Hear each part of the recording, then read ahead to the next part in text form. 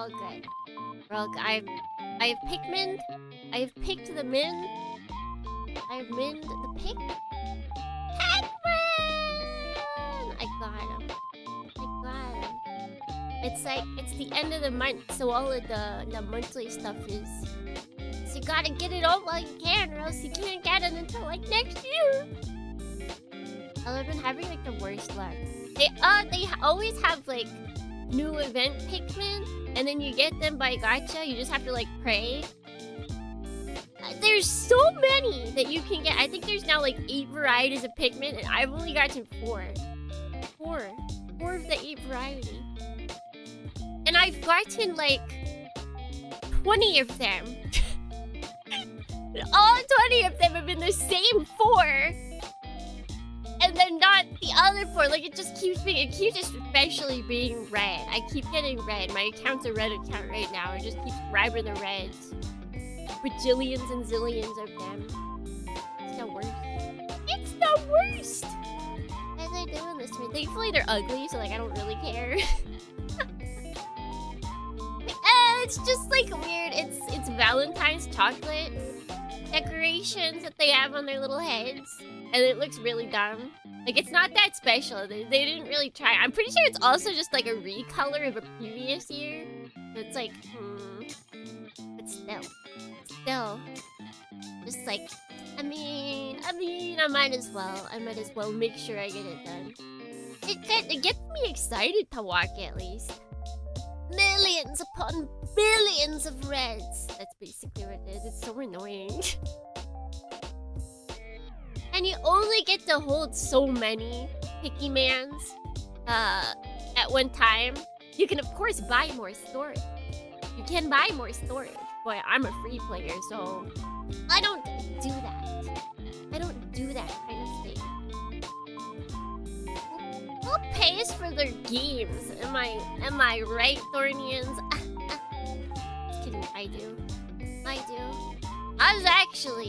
I was looking, Thornians. It's crazy, the timing on this. It's crazy. I've been, for like this past week, looking at PS1 games that would be cool to buy physical copies of. And I've been looking at Geppy X. Like, do I really want to drop that much money? Do I? Because the lowest that I've seen it available for is about 20,000 yen. That's like $200. All of the Medukai escapades have been going. Good. Very good. Very good. I'm actually... Dornians. We're revving up. For March of the Mechas. Dun, dun, dun! My goodness. March of the Mechas? The Mechas are marching in March? Whoa, March of the Mechas. March of the Penguins, but good. Wait a second, wasn't March of the Penguins good? Hold on, you might be saying a controversial statement, but I've never seen March of the Penguins. Wasn't it narrated by that one guy that has a really good deep voice? Morgan Freeman? Didn't he? How can it is that bad? There's no way that could be bad, right? Right? Yeah, so I've been gathering up things. It is Morgan Freeman. Oh my god, look at my memory go. I'm doing pretty good. I think I'm doing pretty good, actually. Look at it go! But yeah, so I've been so close to buying. I've been prepping for March of the Mechas. I've been looking through Medukari. I've been looking through eBay. Interestingly enough, all of the region-free PlayStation 2s are on eBay and not on Medukari. Nobody's selling stuff on Medukari. Probably because it's Japan only, and the people in Japan that have region-free stuff are like Japanese people normally wouldn't want this because they could just buy Japan stuff because they're probably just playing in Japanese. And you know what? Yeah, that makes sense. So I had to find Japanese sellers on eBay to sell me region-free stuff. What a time. What a time to be alive. But yeah, good times. But we're getting Geppy X. A remaster of Geppy X. Although I am excited, I am also holding off complete excitement. Because there's some little things that are worrying me. There's some things. It is getting a physical. I'm assuming it's not gonna be Japanese only. Yeah, they used what looks like AI for the backgrounds. It looks like the backgrounds are AI, or like the not robots looks like AI. And then the other thing that always has me like raising a singular eyebrow is when small gaming companies put out games with more than like 4 languages. Because how are you paying for that? Where is that money coming from? Because the translation's expensive, okay? To be able to afford, I think they've got like 8 languages altogether. I mean, they might have decided that it was worth it to put in that many languages, but that's always like that's an eyebrow flag raiser for me. Always. If they just say like, oh no, we have decided to allocate our funds towards this, and like maybe they've been working on this for years, and they just decided that, you know, they could put that money over the years towards it. Maybe, who knows? Both the publisher and the devs do seem to like retro game restoration. Like, it doesn't seem like either of them are just entirely money grabs. I've looked at them. I've looked at both. I've been extensively looking into this because I'm so excited that Geppy X is coming here to the rest of the world. But at the same time, if it's like all AI, it's gonna be the most depressing thing. Physical game is only available in JP because they want to include cool stuff like the. That's for. There's a special edition that is available, but there are regular versions. The regular version is only like 4,400 yen. That doesn't have anything special that comes with it, as far as I know. There's a special physical edition that does come with the drama CD and like probably a cool poster or something, some other stuff. And they're gonna have different specials depending on where you buy it. Oh yeah, the art book. If there is no harmful AI used, I will buy it. I'll buy the special edition because that'll be cheaper no matter what than buying the PS1 physical copy, and it'll be in English. That's a win all around, okay? And then I could show off the special physical Okuretsu special edition, like physical goodies. But yeah, I wouldn't be surprised if they offer the physical regular editions outside Japan. Maybe they need to contact somebody else to get in on that.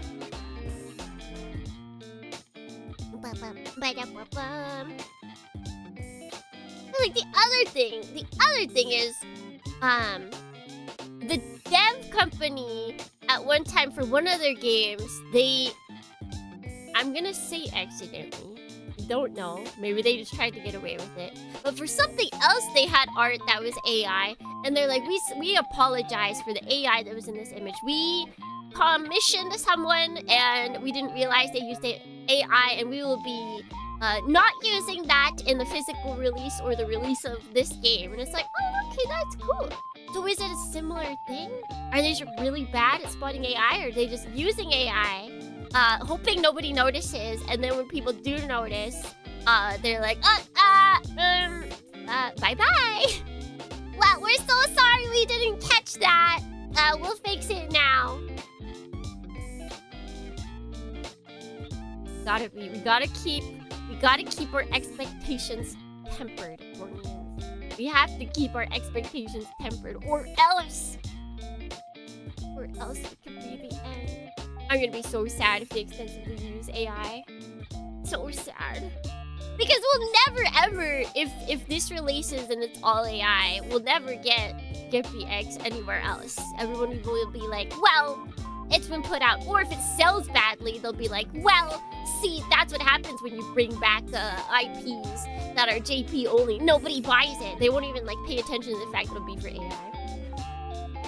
Do you remember which company did what? Like the apologizing, or was it implicit? Also, hilariously enough, on the Steam page, the developer's name is spelled wrong.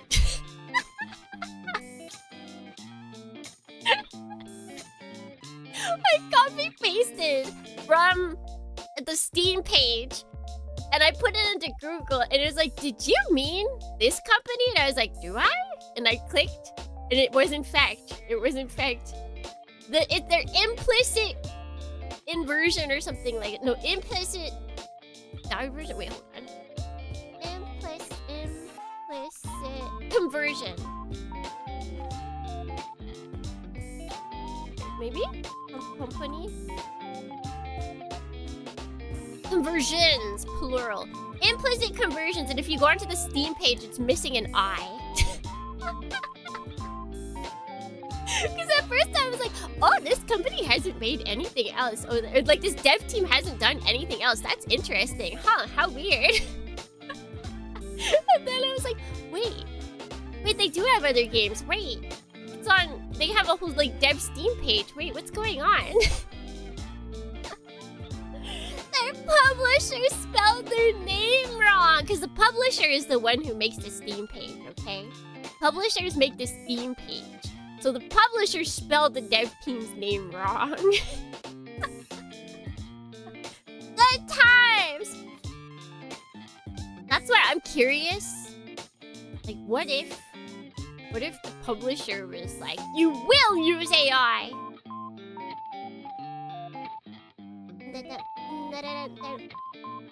At least they know some deep cuts. Both the publisher and the like dev team, they both have some like really deep cut retro games that they've restored. So it's like, it seems like their heart's in the right place. It seems like it, maybe. Like, none of the games it feels like are games that people are super longing for. Like, they're really niche. Like, maybe there are small amounts of people, but they're really niche stuff. They did Milano's Odd Job Collection. Yeah, that's one of them. Like, huh. They've got, like, niche classics. But those aren't like crazy money makers, I don't feel like. I feel like the money you're putting in is not going to be the same as the money put out. Unless AI? Who knows? That's why I'm scared. That's why I'm scared. I cannot tell. I cannot tell how this is going to end up. Ah! Got hiccups.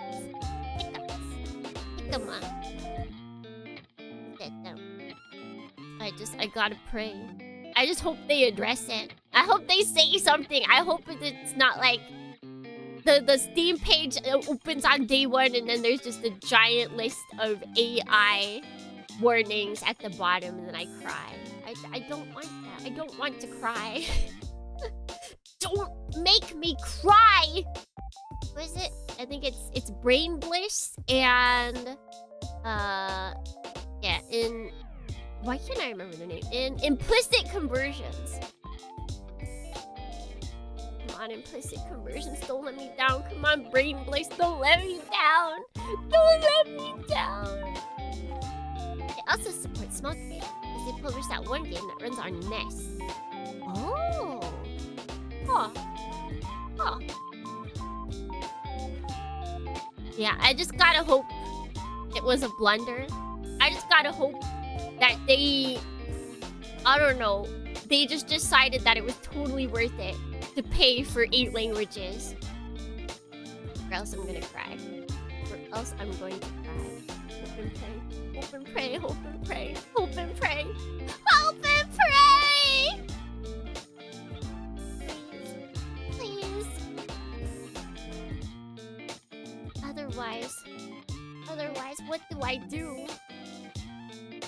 I drop 20,000 yen on Japanese GetBX. GetBX! GetBX! It's gonna be really funny though. We're gonna have to put out, if the game is A-okay, we're gonna have to put out a warning to anybody who wants to put the videos on YouTube, because holy, I'd have to check for sure, but I know at the very least all of the GetBX music is absolutely copyrighted. All of it. You can't play any of it. It's not like, well, we'll just take some money. We'll just take some money from your stream. No, you have to mute it.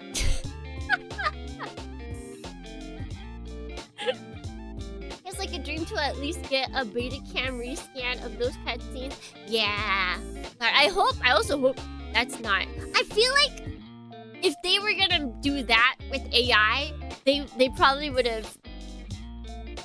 Like, people who would redo that with AI, I feel like are people that would make it then like 60 frames per second. Like, AI extrapolated into 60 frames. So I feel like at that point we're still good. Good morning, Mikoran, and gee, good morning. I had not said it yet. We've been conversing, and I had not said. I had not greeted you properly.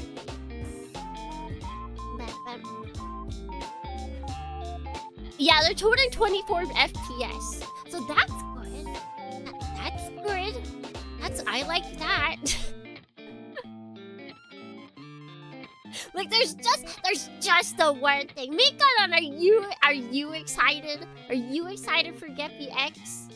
We're keeping our excitement tempered because it looks like maybe they just did the thing where the artist grabbed something from Canvas, because Canvas preset images do not tell you if they are AI or not, and people just assume like, yeah, Canvas, that's an official thing. That's an official thing. Why would Canvas have AI? Like, I'm hoping it's like that kind of situation. I'm praying. The promo art, yeah. Because for me, I don't know, maybe I'm just bad at looking at AI or looking for AI stuff. But the robots in the promotional art don't look AI to me. It's just the buildings. Wait, someone sourced the background image? I'm just assuming they hired an artist to draw the whole thing, and the artist was good at robots, but not buildings. And so then maybe they were like, well, let me just utilize some features within my art program. Yeah. Like, there's nothing wrong with that, honestly. There's nothing wrong with that. The only problem is that Canvas, at least I've seen it with Canvas. Who knows if other art programs do it, but I know Canvas for sure, they don't label if something's AI or not. So you have no idea. More upset with Canvas. Oh yeah, I saw people getting mad about that too. The fact that he tagged him too. Oh, know your place. Know your place.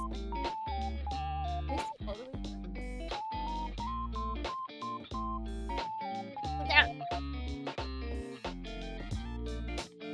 Wait, tagged and then blocked. Wait, he blocked them?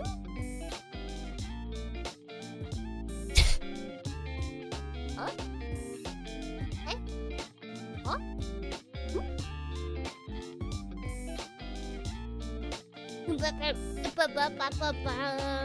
As long as they don't mess with the game, I'm not too upset. Yeah, the thing that I was talking about, that I'm sus about, is that they are translating it into 8 languages, which seems very financially ambitious for a small company.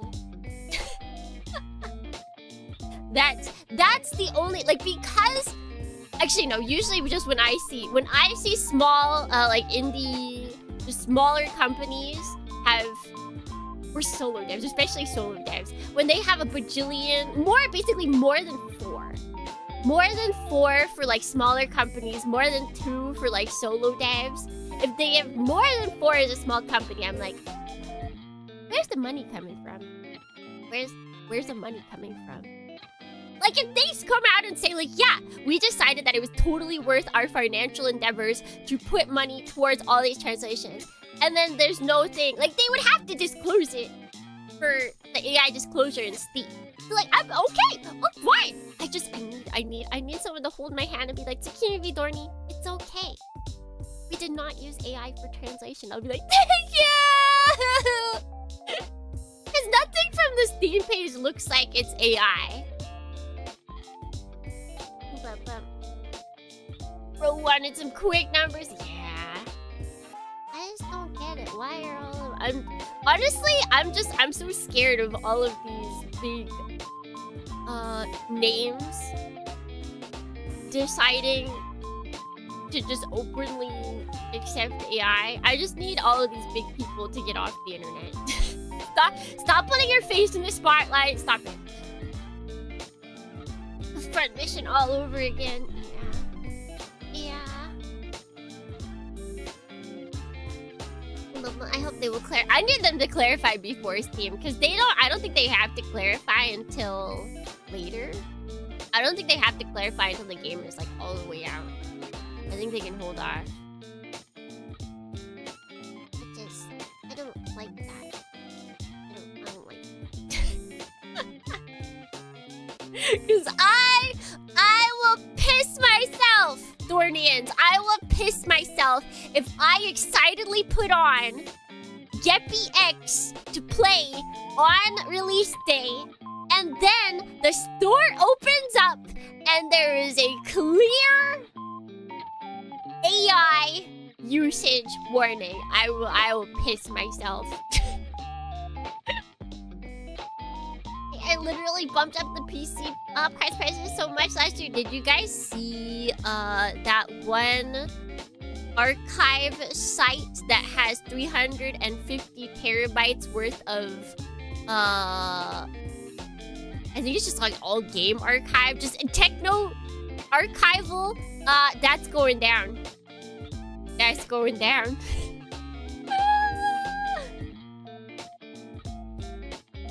Yep. We're doomed. We are doomed. I forget what it's called, but yeah. There was another one. I don't know the name of it. I was thinking the one I'd have to find the tweet again. I might have liked it. I'm not sure if I did. I don't know the name. I do not know the name. All I know is that the reason listed was because it cost the person $6,000 a month and they're not getting enough donations. Which, yeah, people that are probably downloading from that site are not putting in any money. Like, someone was like, well, if we gather 600, if at least 600 people donate $10, then we'll be good. And it's like, you say that, but that's for 1 month. That's for 1 month.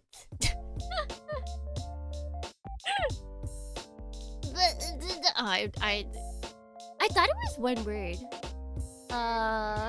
Let's see. 350 terabyte archive site going down. Nope, not that. Nope, not. Okay. What if I just put site instead of archive site? Because it is not tuberculosis in Japan. What? Alright, well, that's not getting me the answers I need. Oh no, not tuberculosis in Japan, Masaka! Actually, wait, did I see it at work? I might not have liked it if I saw it at work. Well, wait, let's see. Let's see. Yeah, I don't think I liked it. Yeah, I know this is all BS stuff. Tuberculosis tornado! I got my TB shot. I had to get my TB shot. TB shots are kind of gross. I hate them. I'm pretty sure those are the ones to where it's like it kind of like your skin like has a slight bubble on it for a little bit. And they're like, oh, that's normal. You're like, I hate this. I was just getting hit as well, which is weird because Malaysia has vaccines mandatory. I think actually the TB test. I don't think it's mandatory in America. Maybe it is now. Probably not. I don't think anything's mandatory. No, mandatory to get into like school. I don't think it was mandatory to get into school, or we had to get it again. All I know is that when I went to go study in Japan, I had to get it. I had to get a TB test for Japan. Actually, maybe it was a test. Maybe that's what it was. Maybe it was just a test, and not a vaccine. They leave scars? The vaccine? Or the test? I do not have a scar. I am scarless. I don't scar, which is a bold-faced lie because I had a what is it, like a wheelie pallet thing? Run into my leg, my Achilles tendon once. It was probably just below it because it didn't hurt and it didn't like injure me for the rest of my life. But there's a scar there for some reason. All of my scars are from the dumbest stuff. Like it's this wooden wheelie pallet that we had a giant mat on for color guard, and it ran into my heel and it left a giant scar. So I have that. The other giant scar I have is on my hip, and it's from when I tried to step over. It was literally like, I'm trying to think of how big this is. I'm trying to think of how big. Wait, hold on. I have a tape measure. Alright, it's about maybe like 4 centimeters. There was a little change. There was a change in the concrete. It went from one type of concrete to another. And there was a raise of about 4 centimeters between them. I decided to be funny and jump in a very over-exaggerated way. And then I tripped and ate dirt. And I tripped and fell so magnificently. It absolutely destroyed the side of my hip. And so I still have, like, it was devastatingly bleeding. And now I have a scar because of that. From a 4 centimeter raise of concrete.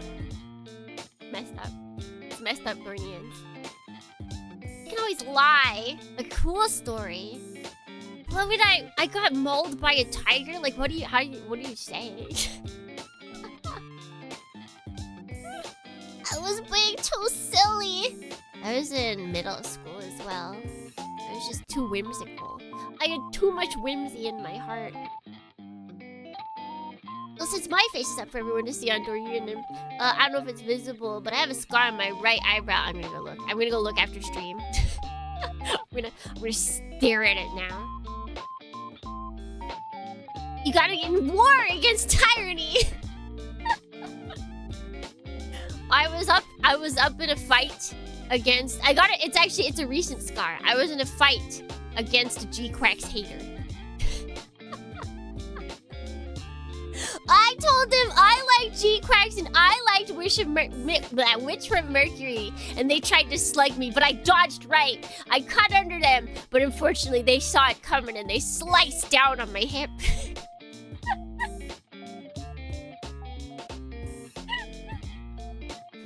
I just fell backwards into some bushes, and I got a couple of scars on my back, and I have a scar all over the ridge of my nose. Wait. Nose, like a ridge over your nose scar sounds kind of cool though. That's the kind of scar you choose in What kind of game? What kind? Baldur's Gate 3? Wait, Baldur's Gate 3? That's the kind of scar you choose. But it bothers me. Just know that you're shonen coded. You're shonen D&D coded. You could be the main character. It's just not your time yet.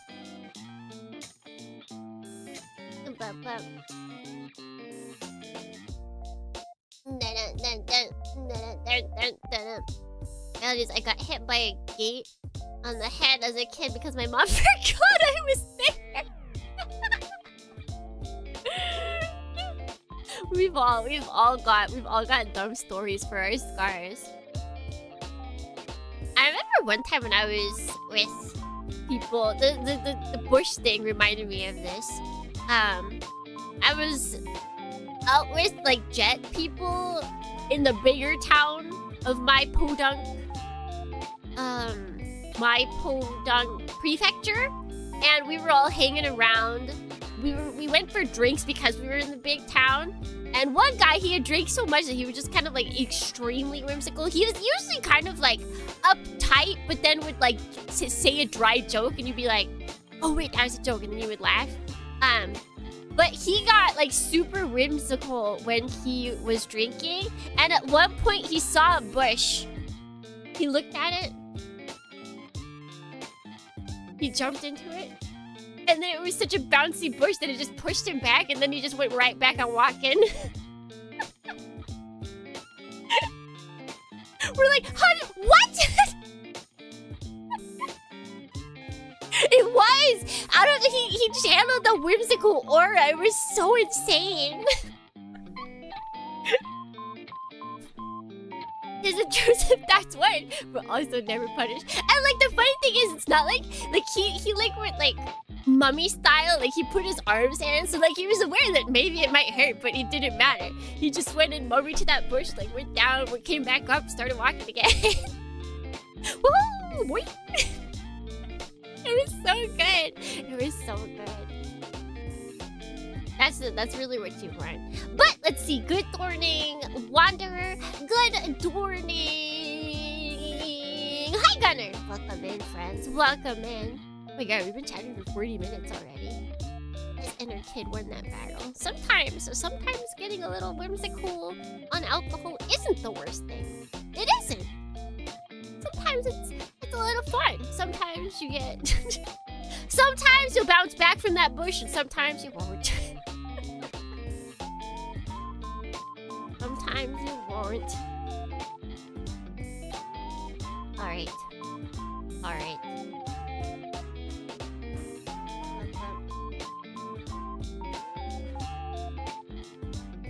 It's time. Wait, hold on. What's this? Oh, no. Okay, nothing. Ah! Let's close this.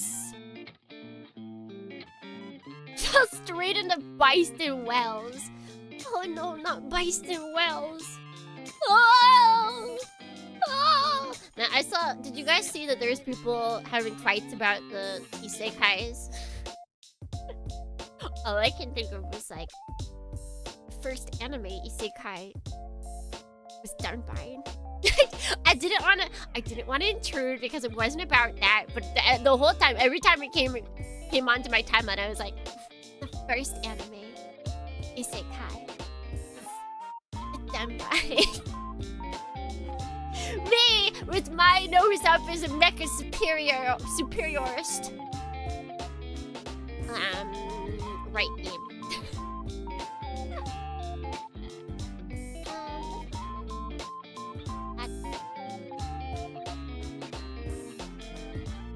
Isn't it Alice in Wonderland? Is that an anime? I guess if we're going cartoon. Oh god, what did I just do? Bad. Held on to it for so long.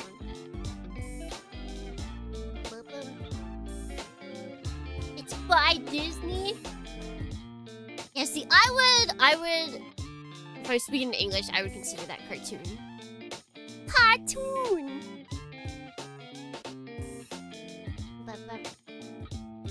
I'm talking in Japanese, it would also be anime. But they were specifically, the argument was specifically about like anime and manga. Manga I don't know about. I think someone even brought up like Japanese novels and I was like, yeah, that I don't know. Definitely don't know about that.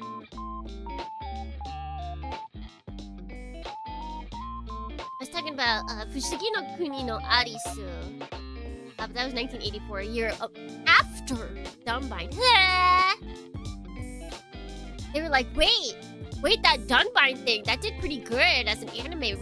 Maybe we can bring out, maybe we can bring out the Isekai Alice. Arisu! Arisu! I love the name. I love the name Arisu. I feel like if I was to have a kid in Japan, that would be one of the contenders for names.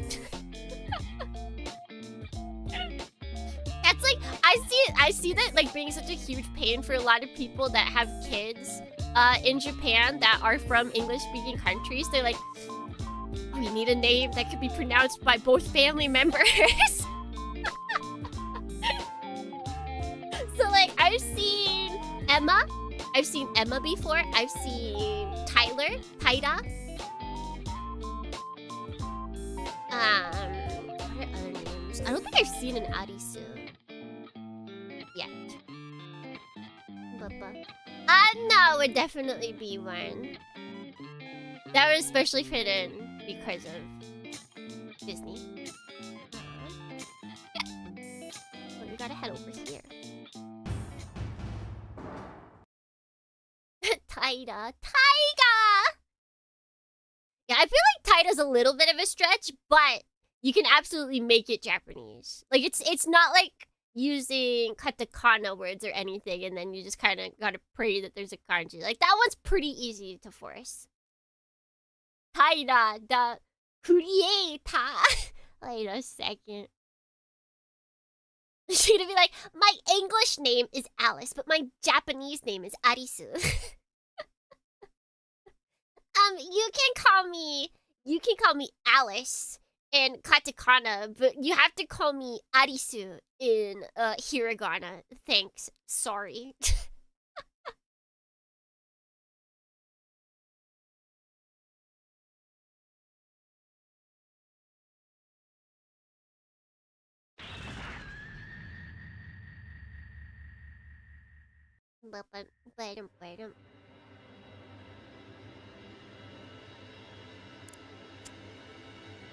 Oh shoot, I was supposed to prep this. I totally wait, hold on. I was supposed to go to the part where we have to. Well, I guess we have one. Is it this? Is this the same?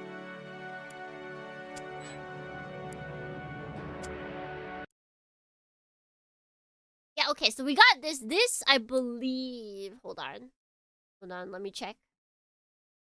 There's a different one. Where did I save it? There it is.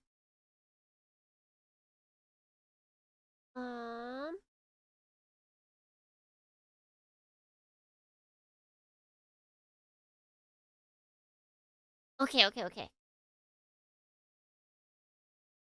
Okay, yeah.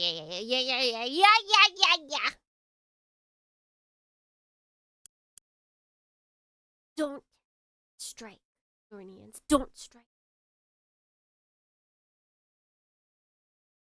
Did you already? Yes, we did the bad end last time. And it was actually, we didn't even get like there was no end screen. It just took you straight to the title page. It was insane. It was like, basically you get stuck in a loop of depression. And you can either choose to endure, which then you continue the loop, or you're like, just give up, and then it just immediately takes you to the title page. It's so depressing. It's kind of cool, though. I kind of like that. Yeah, it's like, give up. They're like, all right, you're done with the game. See ya. Don't strike. Wait.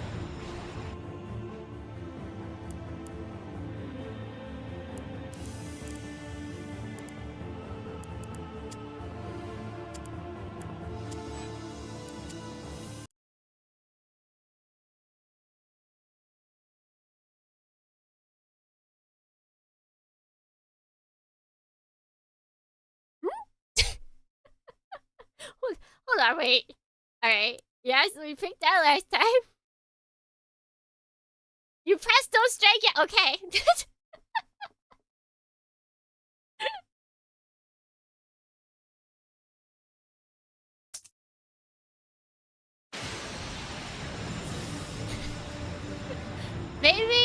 Maybe it's saying this to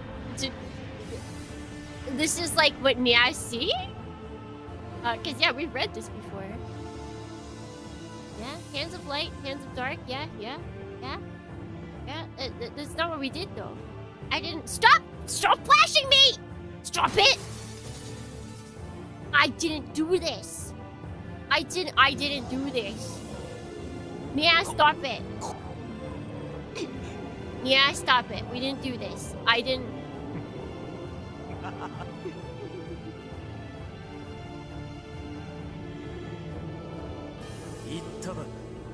No, you didn't say anything.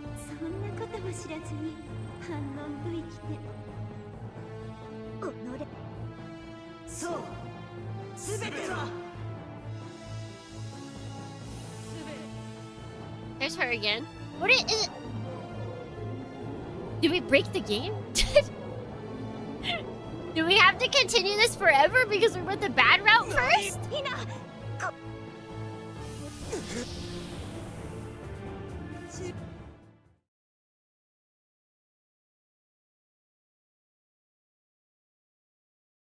Well, we'll see. Is there anything new?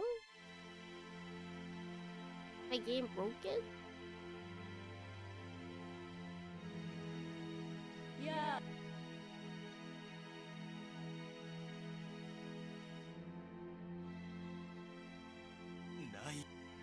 Naya.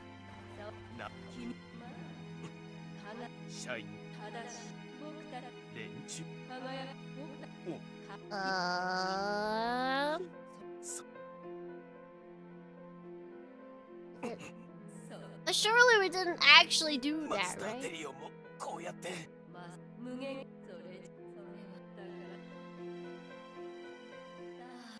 Oh! Wait, that was right. Come on. Join me in this pleasure. What? Okay. It's like, bro, what's the difference? We didn't strike! The scimitar of Barzai in my hand pierces her heart with a single thrust! Get back! Get back! We've seen what happens. You just get stuck in nothingness. Kudo. Sorry, Miss Nya! I've got nothing against you, but... I grin fiercely. Even in the uttermost depths of despair, my soul has not lost its will to fight.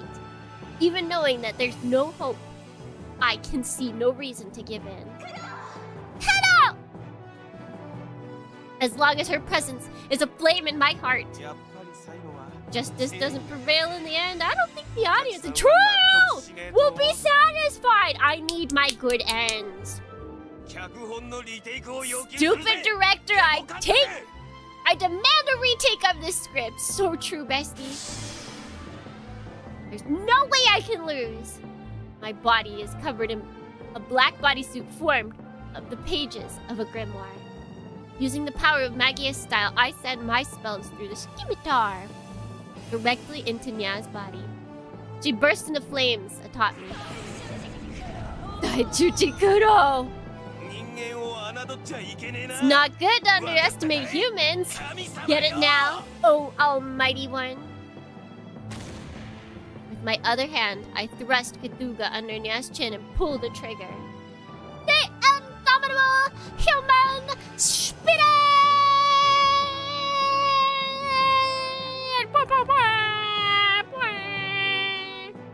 Wait, that's what okay. We got like crazy indomitable human spirit. Maybe this is a Saya no Uta kind of deal. There's no good ending. Just the least horrible. What are you talking about? There's totally good endings to Saya no Uta. Her head explodes, showering me in dark sludge. Broken. I take this mirror and break it! and with the sound of breaking glass, the world of despair shatters to pieces.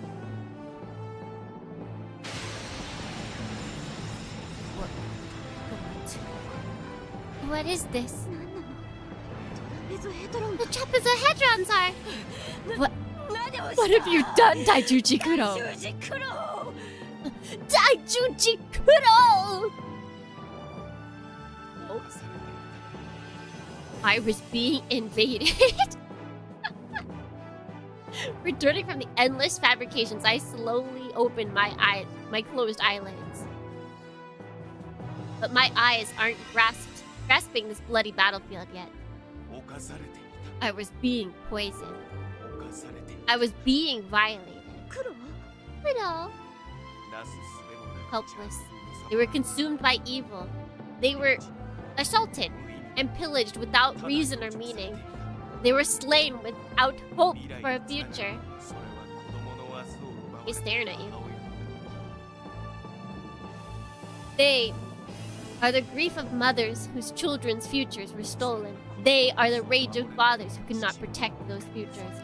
They are the powerless hate of worlds polluted by evil. However, what are you saying, Daijuji Kuro? Even so, they aren't blind resentment. They are righteous anger and hatred. They are the cry of life, the raw howling of those who drowned in blood and tears, yet never stop struggling towards hope. They are loving prayers of parents that their children will have a future free of rage and hate. They are different from you. My eyes are watching the distant past and far future. A shiny trapezohedron. Or the shining trapezohedrons have ceased consuming each other. Demonbane will accept Liber-Legius' world filled with resentment and loathing. We will take it into ourselves and remake the world anew. Hey, what?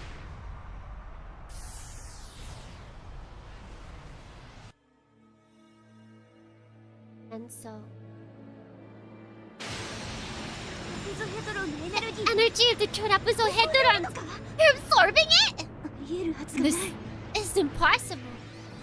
How can a mere human... How can a mere human do such a thing? Because I'm Daijuji Kuro. Who? Music. Those desperate cries and loving prayers. Look, I can do it. Because I'm human. Reach not the gods of heaven. Ow.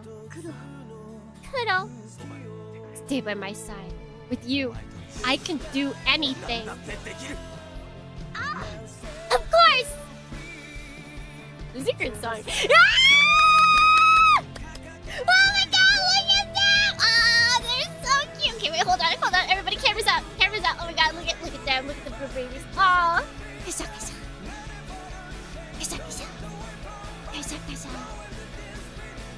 Oh my god, save. Da. Oh my god, it's so good. A man and woman whose hearts are one. Tenkoken! The universe of evil gods is no longer pouring from Demonbane's trapezohedron. Now, there's only light, gentle beyond measure. The light envelops the world. Also, just in case. I'm gonna lower it a little for you guys. Hoping that this doesn't get claimed. To the point where I have to completely mute it. Oh, look at it go! Oh! The trapezohedrons are joining together. Once joined, the trapezohedrons that is formed is far larger than Demonbane. You guys can still kind of hear it though, right? It's not like dead silent.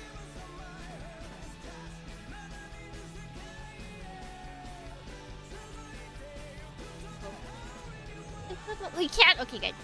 Look at them. As though moving a part of its own body, Demonbane spins the enormous blade with ease. It comes to rest standing vertically like a holy tree connecting heaven and earth.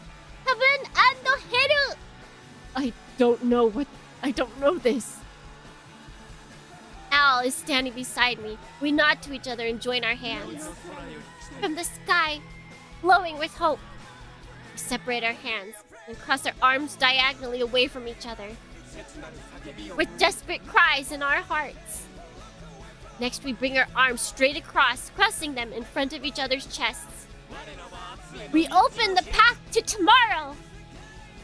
We then bring our hands together again, seeking each other's warmth. I don't know this ending! The path traveled by our hands shines brightly in the air.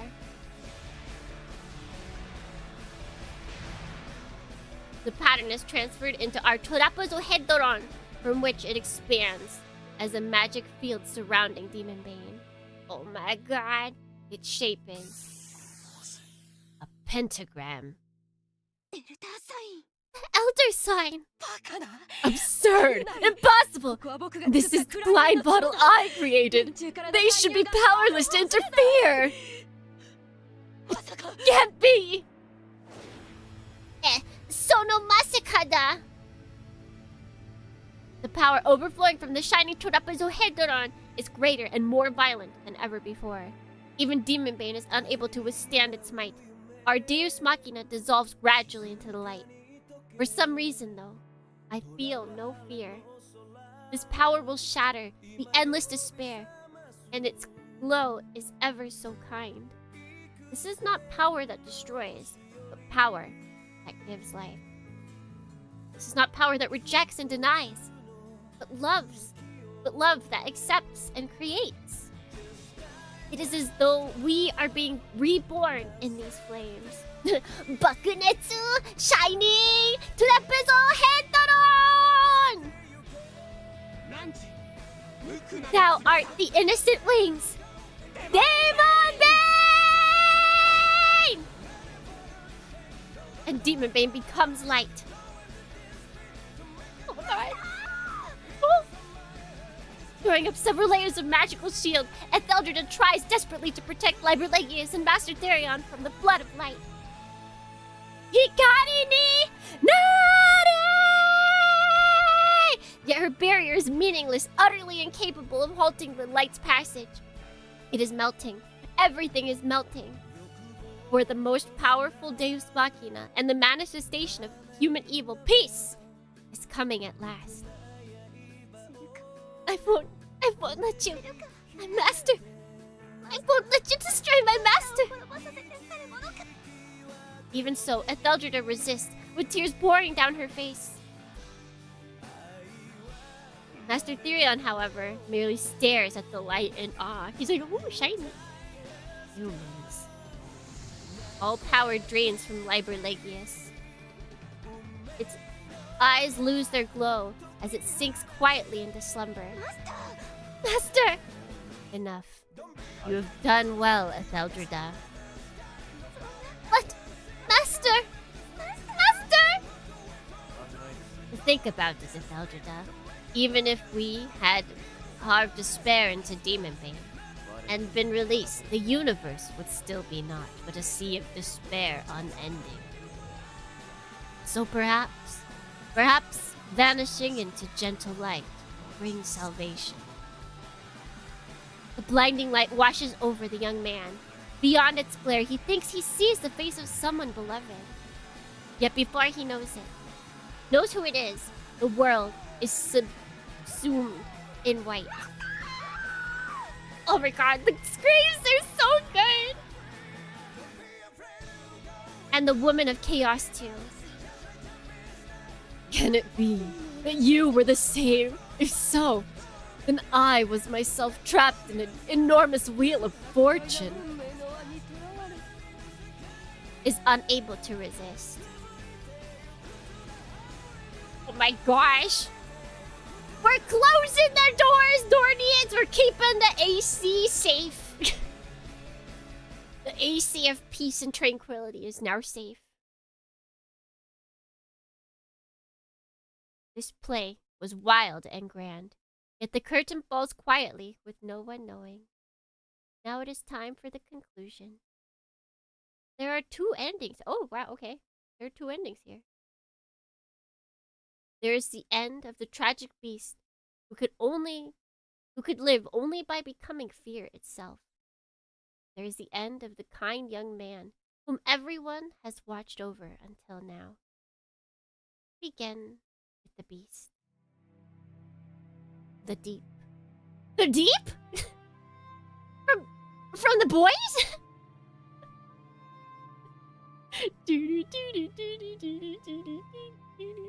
Whoa, sweet child of mine. The abyss. The endless limit sea of stars. Limitless.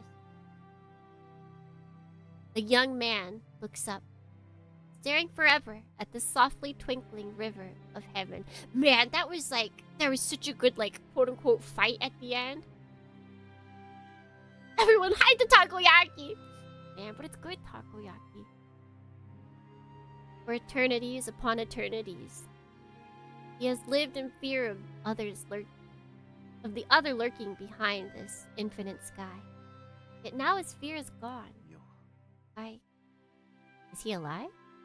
Is he dead? He does not know. The answer does not interest him in the least. All that matters is that the terror that has always imprisoned him is gone. To him, that is everything. He needs no more than that simple truth. So he drifts in silence, gazing in awe at the stars. There is no meaning to this, but there is nothing else for him to do. Moreover, he does not even desire meaning. Just being like this is so very comforting. How beautiful. The words fall from his lips, unbidden. For the first time in his life, he feels that the world is beautiful. Isn't that a Utada Hikaru song? It's or is that a different song? I swear to God, there is an Evangelion, Shin Evangelion Utada Hikaru song that is named like that. This emotion is so very natural, yet it comes so very late. At long last, he has the right to feel it. Staring dreamily at the world, he suddenly has a thought. What will happen to him now? Will he continue to stare at the stars like this forever? Will the next eternity begin? So be it, he thinks. There is no longer anything to terrify him. This peace will last until time, the world, and his soul fades away. Why refuse it?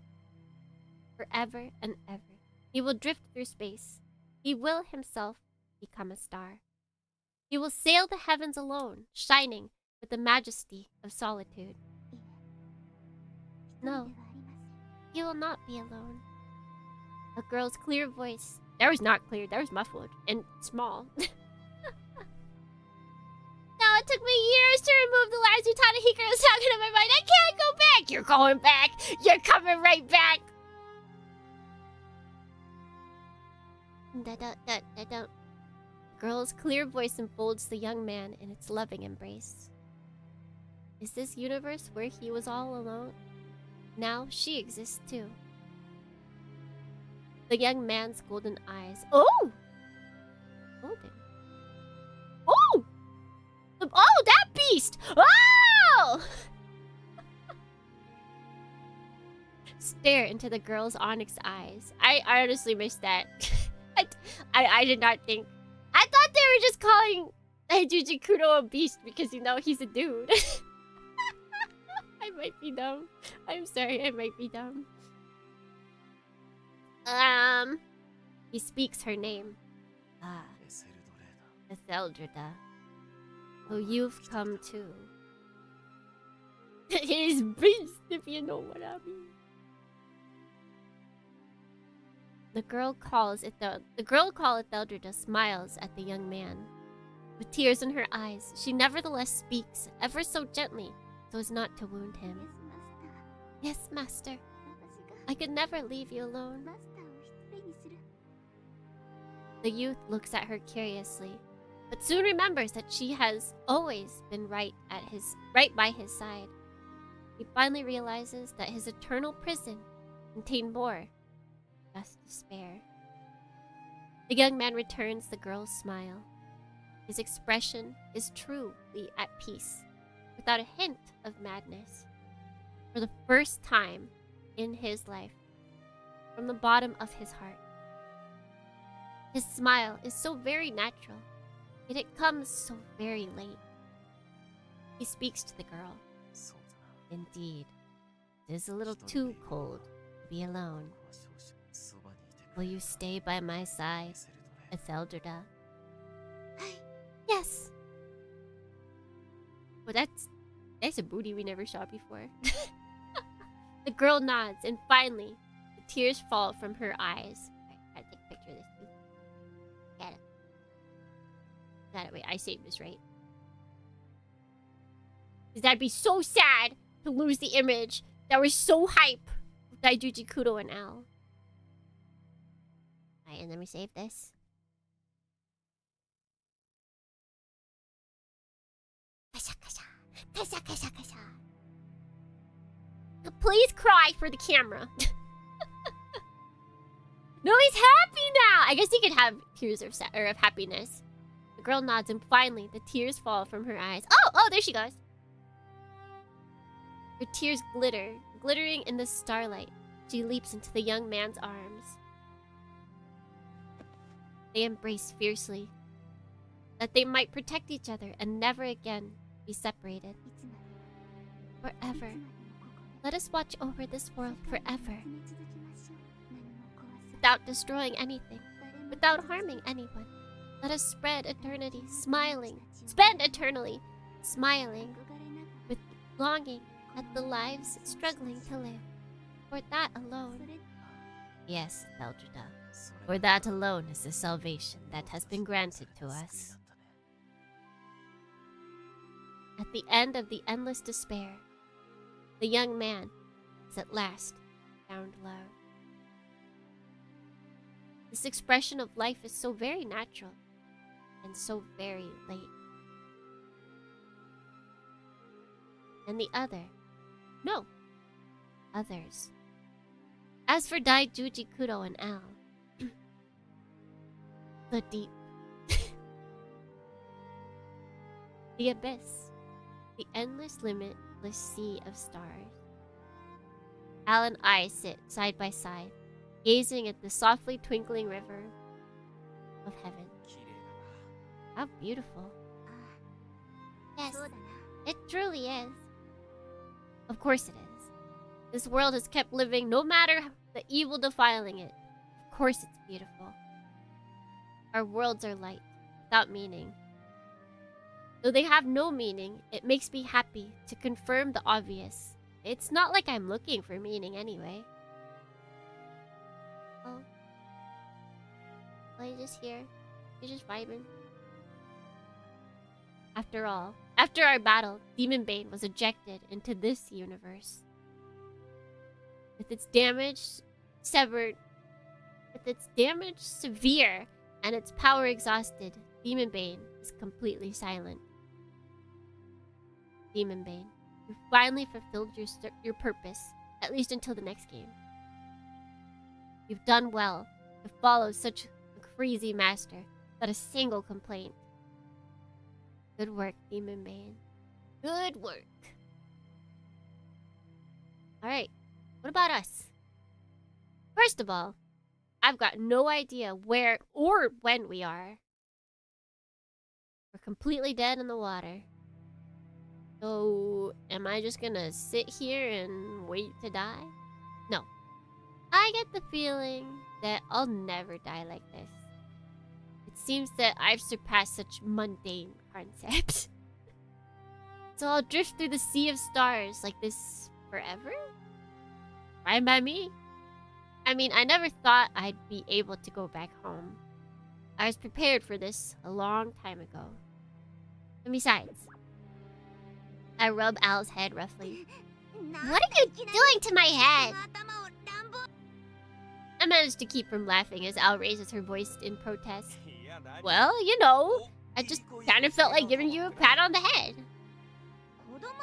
Don't treat me like a child. You're far younger than me, both chronologically and mentally. Oh, hit him into both places. Ow! I chuckle, stifling my voice. Al sulkingly turns away. Yeah, I have her at my side. What more could I want? This is enough. I'm so happy. I feel like I should be paying for it. Oh my god, wait, this is good too! Everybody's hugging. It's a hug fest. Who needs Next Fest when we got Hug Fest right on screen today?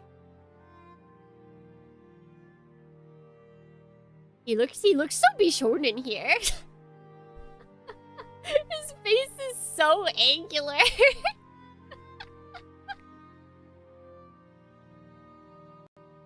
That nose. Bro has chiseled his nose like no other.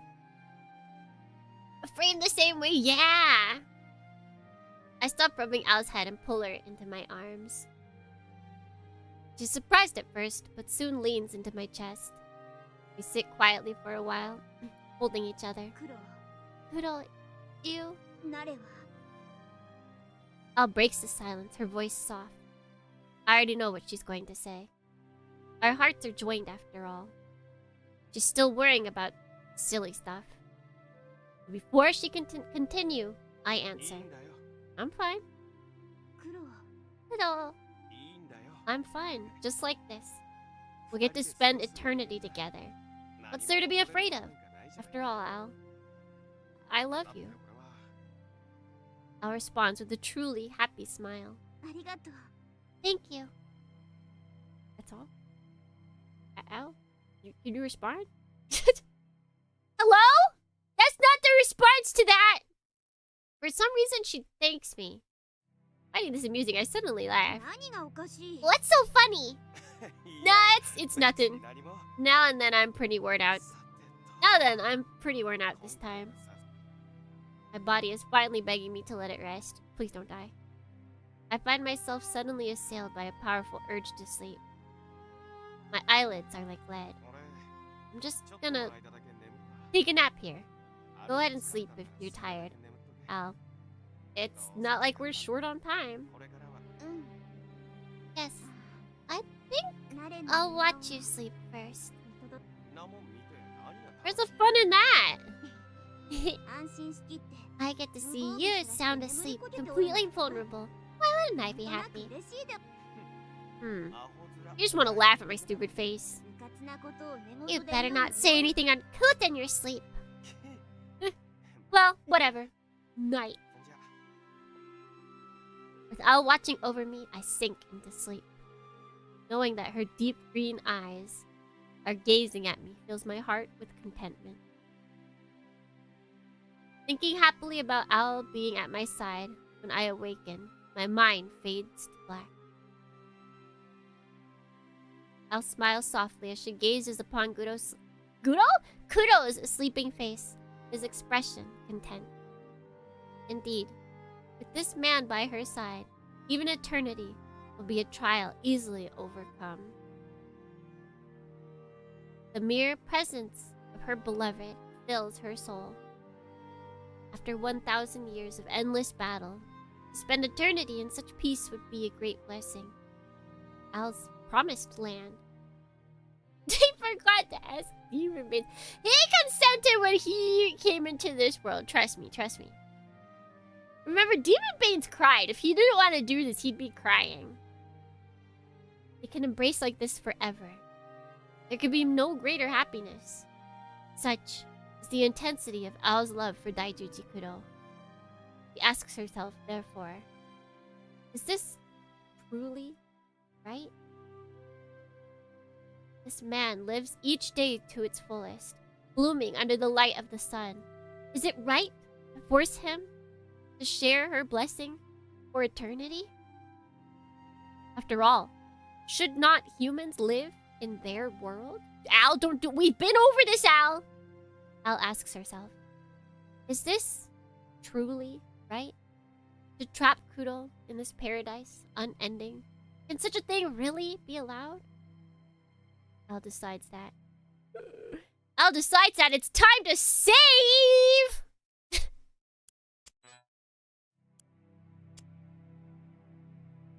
Alright, so... this is probably the quote-unquote happy ending. Actually, no, now that I think it... Wait, which one did...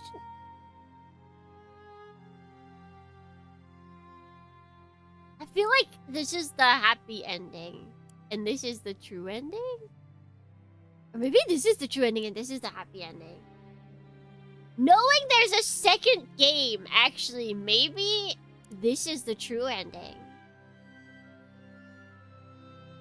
So then you lose Al. So then in the second game, you have to get her, like, it's one of those things where it's like, you don't have her, and then you start up. You know how they do that? That's how games do it. They're like, well, we gotta have them start up with nothing again. but yeah, so they couldn't have planned, so they had to go with a one ending. Because I mean, even if you don't plan ahead, right? Like, you can still be like, well, tragic heroine. There's a Demonbane 2? There is, and it's currently being fan translated. Alright, let's see. We're going to cheat.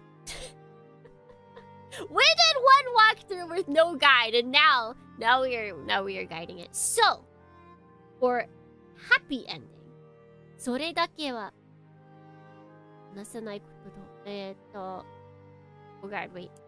Can I use this? I can. 許すことだと思った。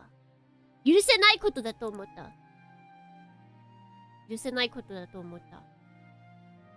それだけは許せないこと。Oh! Nope! This is happy end!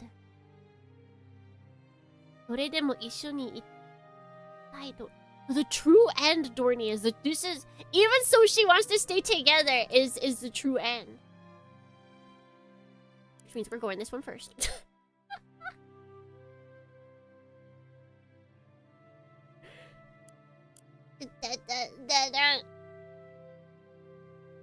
Alright, so... Wait, let me just triple check. Okay, so happy end. We're going basically reverse order of this guide. They have true end first. And then happy end and then bad end. But we're going bad end, happy end, and then true end. So... それだけは許さないことだと思った。No matter what, can't be allowed. Demonbane. Demonbane. Will you perform one last task for me? Deep in outer space, Al speaks to her comrade, for her mind traces the path of their battle. I think you have enough left for one of us. Demonbane does not respond. Even so, Al continues. This is the wrong sort of eternity after all. If we are to find happiness, it must be of a different kind. Demonbane does not respond.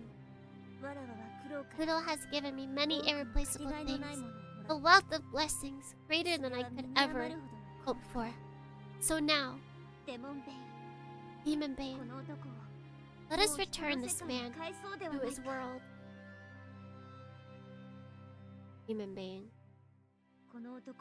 His smile shines brightest under the sun. Demonbane answers the girl's prayer. Screw you, Demonbane! Slowly, Demonbane thrusts its hand into its chest and pulls out its engine. What?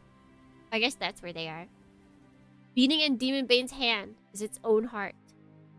The Cor Leonis. The Silver Key Guardian God Engine. Yeah, it's a really cool key. Look at him. But also, imagine instead that it is actually a self-destruct detonator. You don't know! From its undying heart, which draws infinite energy from the innumerable parallel universes, Demonbane prepares to call forth final power. Meanwhile, Al spreads her consciousness throughout the entire universe. She focuses her mind so as not to let the slightest clue escape. The strain on her soul fills her with an unimaginable pain. Yet even that pain gives her joy. She sheds her blood for the sake of her beloved. A mere grimoire could never feel this pain, for it is a privilege granted only to life that knows love. The song of life is coursing through her veins. Whatever it takes, I will find his world. Demonbane, you must open the gate.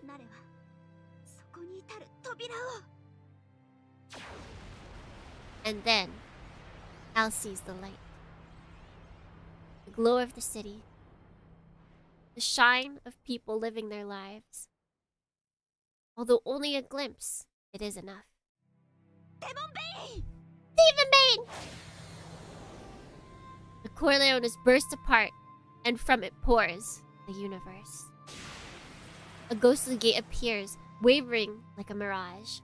It looks like it could fade at any moment, but it is a clear path back to that world. Though breathing hard and covered in sweat, Al smiles upon the sleeping face of her beloved. One last time, she speaks her thanks. Thank you for everything. You are my master, kind to a fault, and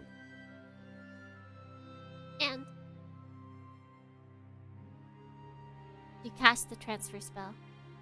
Kudo's body disintegrates into particles of light and is drawn into the gate. You are my eternal beloved, my one and only. Kudo, I love you. One last time, she speaks her love. I hear Al's voice through the fog of sleep, feeling a terrible sense of loss. As the floor is falling away beneath me, I snap awake. But I'm too late. Al, what are you doing?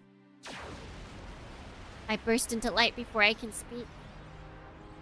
Al! All I can do is stare at Al, tears glistening in her jade green eyes as she smiles. No doubt, it lasts for less than a second, but it feels like her smile burns me for an eternity. And then, even that is lost to me. She is fading. She is falling. No, don't bring it to that song. Al's smile grows smaller and smaller, vanishing into the sea of stars with Demonbane. Dummy! I didn't ask for this, dang it! We said we'd be together forever! Why do you always... Ah! No matter how I shout, it cannot be heard. No matter how I strain, I cannot reach. Everything slips from my fingers like sand. All that is left is a horrible loneliness. The lights of the city grow in my heart, their warmth terribly cruel. Man.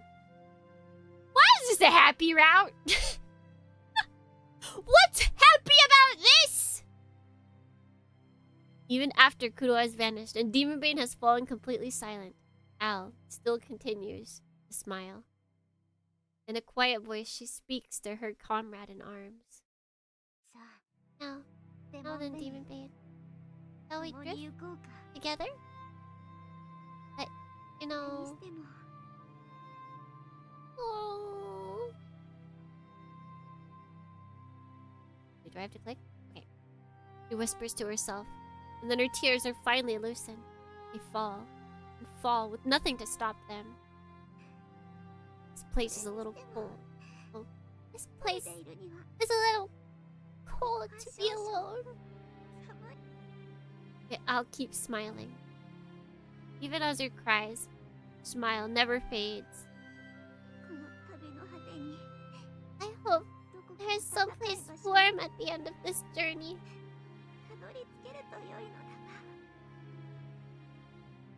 And how wonderful it will be if Kuro is waiting there. I can still see them making this. I mean, it depends on how the true route is, but I could totally see them like being like, well, yeah, we said true route. But we're still taking this.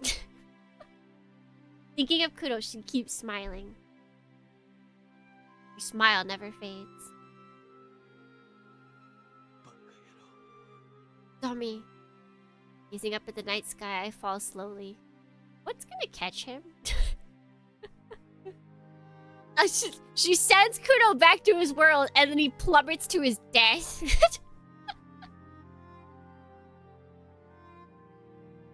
The ground? That's not catching!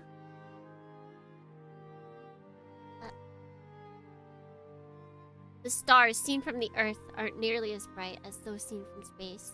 Stupid light pollution. But their light is filled with kindness and warmth. I guess that the stars are just as beautiful here as they are up there. Tommy! Gazing up at the night sky, I fall slowly. I see something else glittering. Something not a star. It twinkles prettily for a moment before vanishing into the dark. Oh, I see. Of course. I finally realize that I'm crying. I'll never forgive you. Twinkling stars. City lights. Their love. Kind yet unforgiving. Sung into eternity by momentary lives. They are the song of life. I'll never forgive you either! Oh, we'll talk about Demonbane. Yeah, Al. Al and Demonbane. Conspired against him. No matter how brightly their cities are lit, nor how much science exposes the darkness of superstition, people cannot abandon God. This is because, you know the rest. I could talk about the light of science and clinging to God and all of that, but the point is that I haven't eaten in a week. All that's past these lips in the past week has been salt and water, as per usual. Now I'm dealing with white pigeons and Flanders dog. Not the Flanders dog reference! Here, in the glorious and hopeless afternoon as world explodes in a storm of emotion. I mean, it's catching. Survivable? Unlikely. I feel like that's not catching. Catching usually entails the survivability part, I assumed. Like, it's not considered catching if the ball goes onto the ground. Like I said, you know how it goes. Is that the main character's name? I never remember the main character's name. I've only seen the movie Dog of Flanders. Ball isn't alive though, but it's still caught. It survives being in play. It is no longer in play if it hits the ground. Well, actually, it kind of is, but it's not. You lose the ability to instantly get someone out. That is dead. That dead.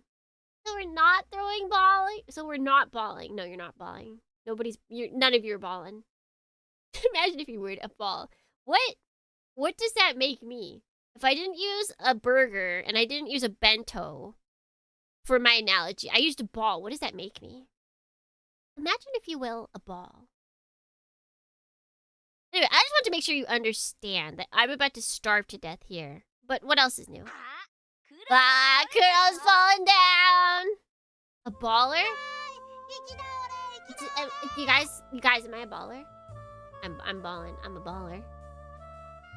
Yay, it's a dead guy! The kids are having their way with me. Yet another part of my daily routine. I'm getting used to having stuff written on my face and bugs put on my head. Realizing that I need to punish these brats in the name of heaven, I use the last of my power to return to life. I'm gonna teach you all about the greatness of love and peace! But wait! They're trying to conquer the world. Take aim! Fire! Fire! Fire! Well, I've got no idea what's going on. Zombies going nuts! The question is, did we get sent back to the world after all the events took place, or have we been sent back to a world before any of the events took place?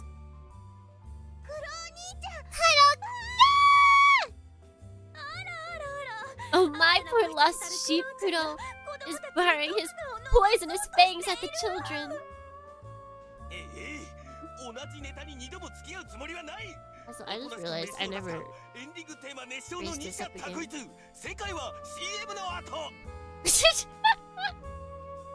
Stop!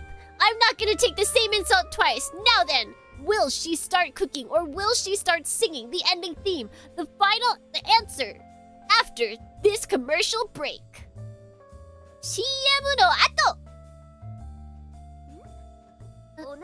Same insult? Oh my!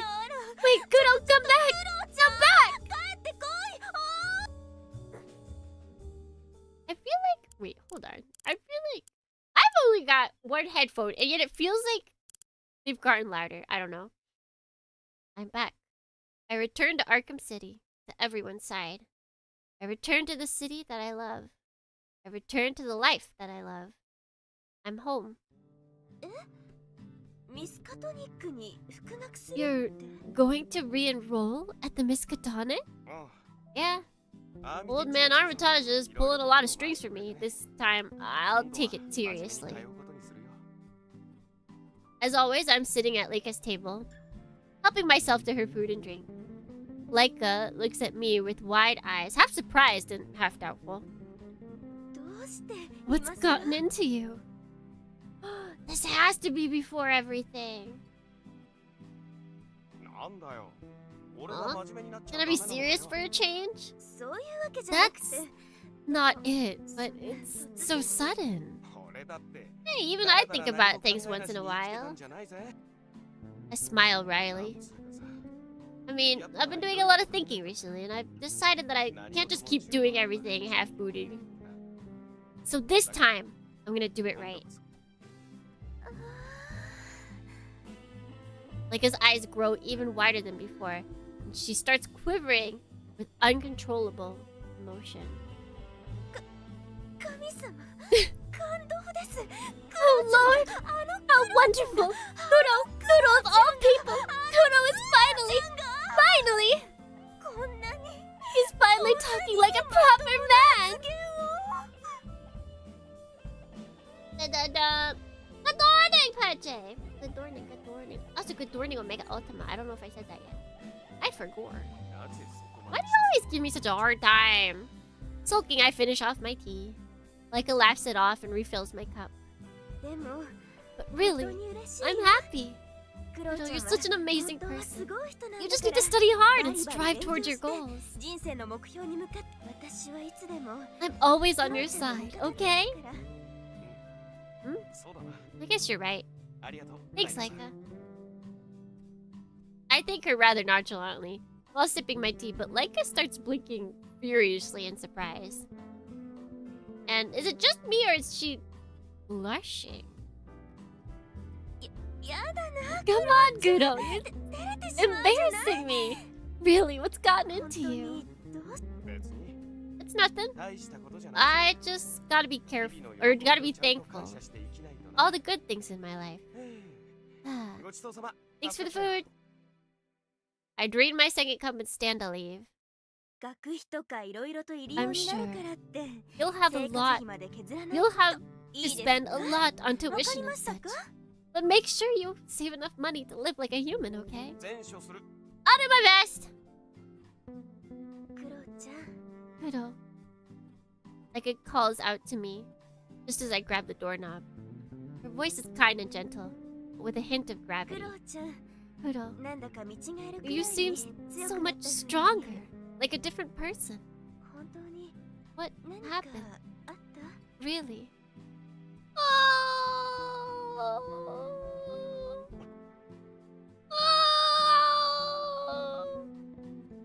Her words are like a knife in my heart. But I don't let my pain show as I turn around. I don't need to. Is he back? No, so now he's gonna be... He's probably still unemployed, but he's a student. He's no longer a NEET.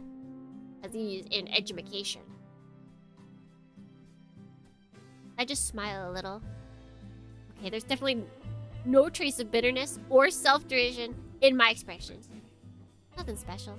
I just decided to man up and stop running away. Night, Laika.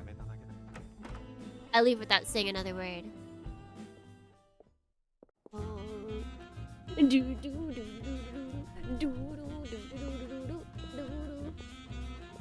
So is this actually like a happy end? It does feel like if things just went without a second game, that we would end up just getting with Laika.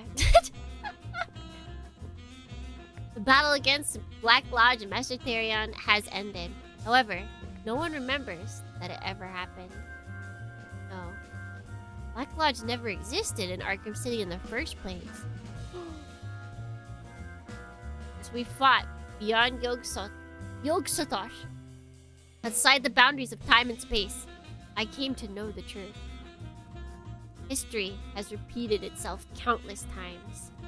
Al and I, Master Therion and Etheldreda, Demonbane and Liber Legius, we were all trapped in an unending time loop.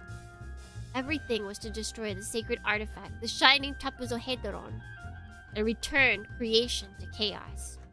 We defeated Miss Nya, Nylid, Thotep, and stopped the god's plan. We conquered fate and were freed from the curse of the eternal spiral. Master Therion's name was erased from history, and the organization that he created, Black Lodge, never existed. To keep me start playing it immediately! I don't know if I want to start playing. There's so many other games I want to play. That's the thing.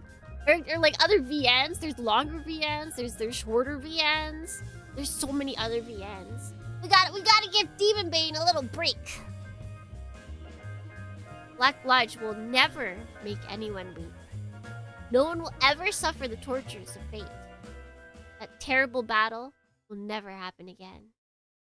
Never happened in the first place. And neither did the time I spent with Al. Well, there's still... That's a destroyer robot! Huh? Wait, Wait, hold on. Wait, you're telling me Dr. Rist is just on his own creating giant robots? Even without the help of a secret organization, bro is still just a menace to society. Good for him.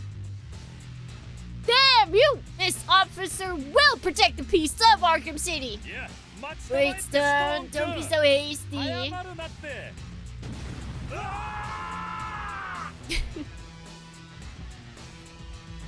Damn, I find myself sighing heavily. There he is! How pitiful the police are! Built by the great genius Dr. West, this Super West invincible robot GR1, everything is for Big Afro, is the strongest robot ever created! Hold on. Wait. Okay, wait. Okay, I need to hear this.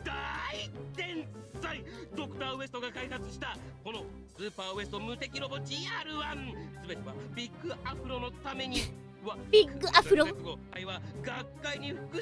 What? I don't know what he means by that. Why is everything Big Afro? Everybody, I was hoping he would say it in English, but alas, we didn't get that. Every single isu Big Afro. With my greatest masterpiece, I will take revenge on the academic world. Oh, was he shunned by the academic world?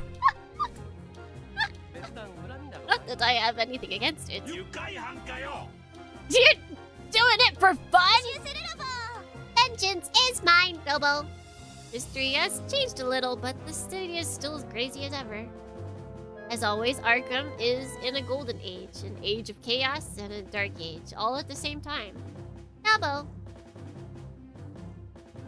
Yeah, honestly, Frankie's VA was such a good pick for him. I leap out in front of the destroyer robot as it smashes buildings with reckless abandon. Doctor, someone's there, Nobo. Who are you, youngster? If you stand in the way of my conquest, I'll turn you into hairy strawberry ice cream. Strawberry ice cream. I can do without the hair, though. You guys, I'll give the hair to you guys. I'll share. I'll give all the hair and my ice cream to you guys. You want that? You totally want that. The city fills with the squealing of Dr. West's guitar and his mad screaming. Seriously, this guy never changes. I sigh heavily once again. What's wrong? Are you pissing yourself with terror at the sight of my destroyer robot?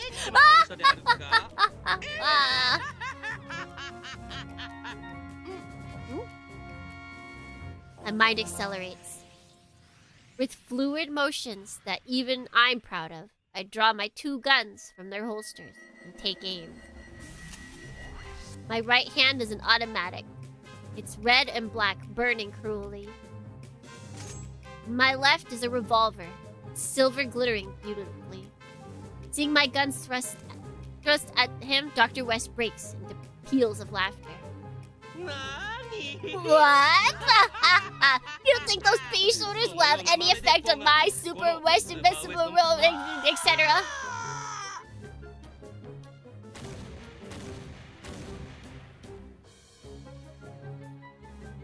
This isn't Kazuki. Where is it? He's gone.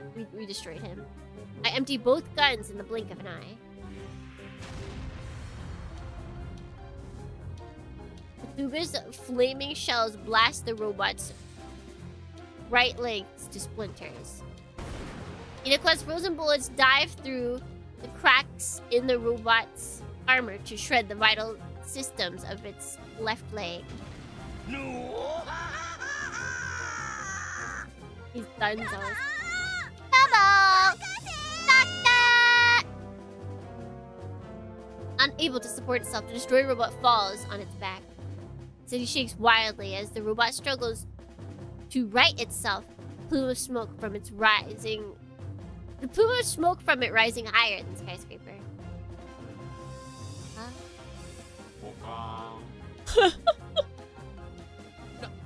What? How can my greatest masterpiece be defeated so easily? Just who are you? Yeah, now that I think about it, they really didn't have anything to do with any of the main plots. They were here. Holstering my guns with a spinning flourish, I give the destroyer robot a bold grin. The name's Daijuji Kudo. Remember it. Without another word, I turn my back to the robot and walk off. A mysterious silence is left in my wake. Is this a budding rivalry? A budding romance! You guys seem awfully pleased. I return to my office and switch on the lights. After tossing my holstered guns on the sofa, a sudden flash of memory leads me to check the kitchen cabinet. What do you know? There's still some left. 1 pack of instant coffee. I don't remember when I bought it, but it should be fine as long as it's not too old. I think I'll live the good life tonight. I fill a cup with coffee and go back into the main room. Pushing aside some of the stuff on my desk, I set the cup down and take the top book off a stack. A surprisingly voiced 2 different characters named Archibald! Are they like different in character type? Instant coffee. If you're not a coffee like snob, I feel like not even snob. I feel like instant coffee, even to non-snobs, doesn't always taste great. Pursue the book while sipping my coffee. But like, it's not the worst. If you're in America and you have American creamers, even instant coffee can taste good. In case you're wondering, I'm reading a text on Magic Theory. It's been a while since I left school, after all. I have to catch up. My days are spent ghostwriting and sorting books for living expenses.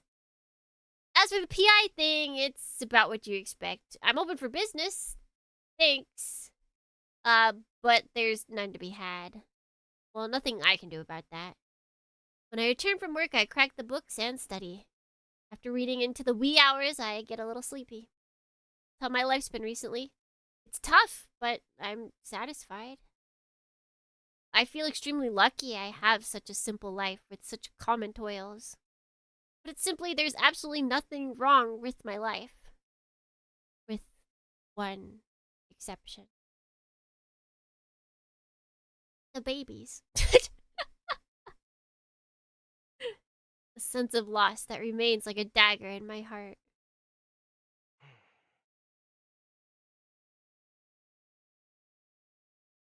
Closing the book, I look around the office while sipping my coffee.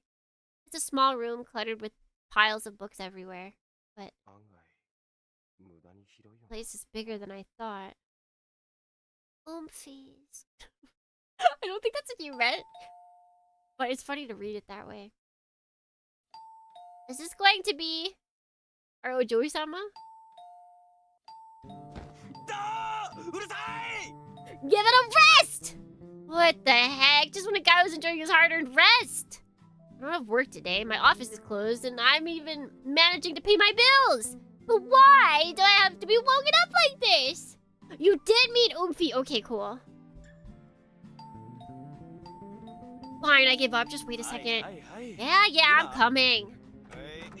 Yeah, who is it? Huh? Is this the office of Mr. Daijuji Kudo? When I open the door, there's Winfield, the butler. We fought together once upon a time, but of course there's no connection between us in this restored world. Why? You are Mr. Daijuji, correct? Yeah. Can I help you? Finally, the yaoi ending. I have a job for you. The answer comes not from the butler, but from out in the hallway. The butler steps back, as though to yield the floor. That's the same image as when we first met her! Standing there in the hallway. Yep, it's just who I expected. Deep black and shining. With strength of will, her eyes are looking straight at me. There's nothing black on her. Maybe this. Indeed, this is a job fit for you, Mr. Daijuji Kudo. Princess? Princess? The princess, Hadoruri, frowns in confusion. But all I can do is just stand there and stare at her. A grimoire to operate Demonbane. Yeah, there's no way she'd want something like that. There'd be no use for it, since Demonbane doesn't even exist in this world. What does she want? Does she want us to find our cat? Her cat? Does she have a cat? Strange happenings. Something other is lurking in the shadows of Arkham City.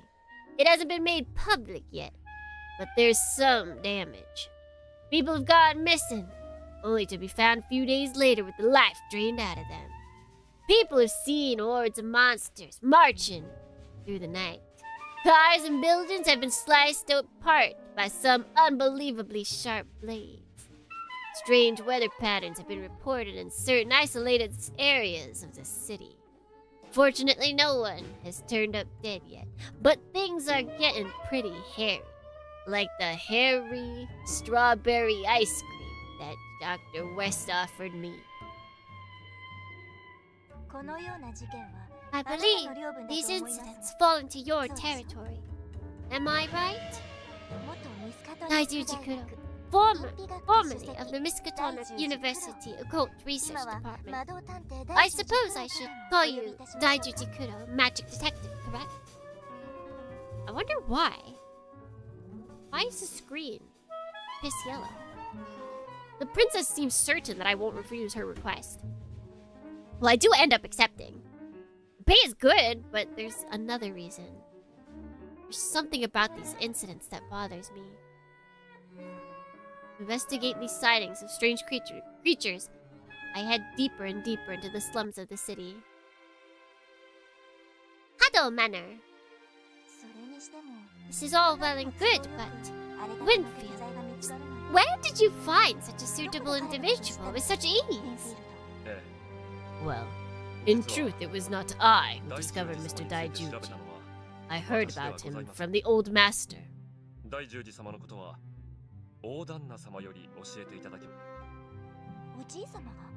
From grandfather?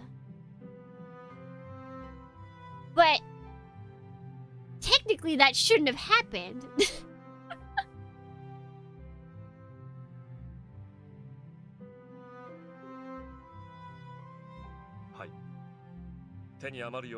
Yes. He said that we should depend on Mr. Daijuji to solve any strange incidents that we could not handle.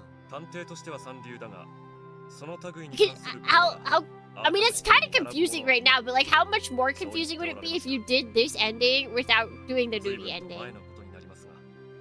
As a detective, he may be third-rate, but there are none better in Arkham for dealing with this kind of thing, so I was told. Some time ago, though. He knew grandfather, but how? Well, there was something unusual about that. What?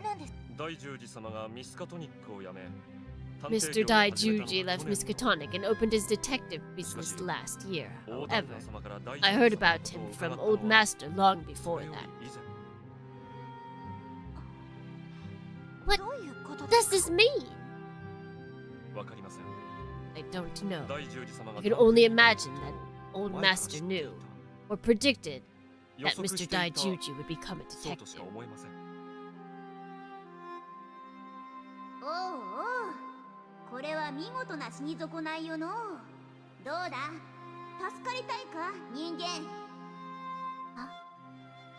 Oh! Cling to life so desperately. Well, human, would you like to live? Are they explaining how her grandfather...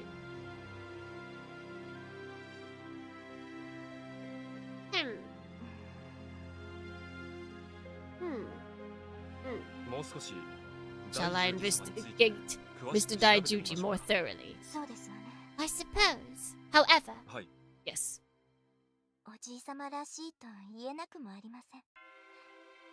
I must admit, this sounds like grandfather. He often moved according to some incomprehensible instinct, but his efforts always succeeded. He must have known the future. Only such an illogical explanation makes sense. Indeed, the old master always seemed more than human.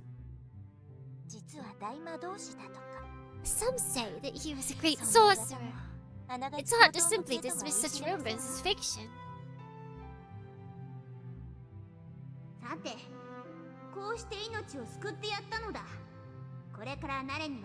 See, but before,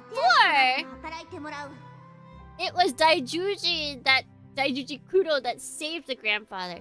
So did Al end up in the past and was like, hey, you old man, you should depend on this guy. You should do this and this and this and this. And then also, in the future, there will be a man named Daijuji Kudo. He is actually really cool. He's really hot. That doesn't pertain to you. But he's super dependable. If you need anything that comes in terms of magic and investigations, he's your man. Be sure to invest in Bitcoin early. If you hear the term AI, just shut it down instantly. Don't be silly. You're lucky that this is all I'm asking. You have nothing to complain about. Our contract is valid. Oh. Well, how'd you get there? I've inherited his superhuman blood, mistress. Don't tease me. I have no such power. But... I wonder why. Detective Mr. Daijuji, I have a strange feeling that we'll be seeing a lot more of him. I head deeper and deeper into the city, passing the slums and entering the ruined sectors. The moment I set foot among the debris, I realize I've walked into a trap. I can't move my body. Something has seized my limbs. What is it? I stare into the darkness, but I can't make out anything. However, I can sense thick magic filling the air. This is... Once again, I stare into the darkness. This time, however, I don't just look. Using senses beyond the usual 5, I see. There. The glitter of magic. Thin lines glowing in the gloom. This is a spider's web. Wait, is Al out there but as book pages? I'm caught in an enormous web spun from the threads of magic. Spider's web, it can't be! I look up, sensing the presence of something above me. We have to recreate Al. Okay, if that's true, I can kind of see how this is a happy ending. It's a woman, her white skin shining brightly against the dark sky. I know her. Why are you here? Clinging to the web. Like the spider that she is, the woman looks at me and smiles. She springs into the air, landing right in front of me. With a bewitching laugh, she licks her lips. Like Nacha! Spider Woman howls.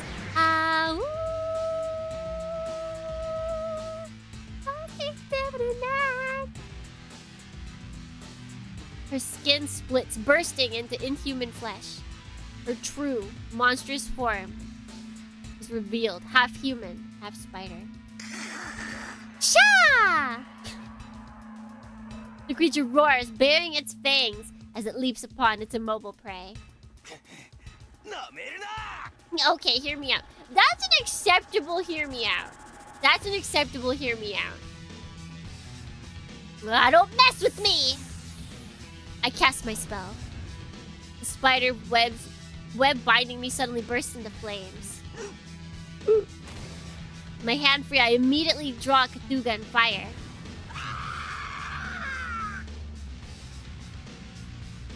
Yeah, that's like a true hear me out. When it's just like, oh, she's got gills, but it's like a completely human body. It's like, oh, okay, yeah, sure. Yeah, sure. The only reason I'm not hearing you out is because that's a perfectly normal woman. Atlaknat just screams hideously as Cthulhu's shells blast a huge hole in her chest and sends her flying.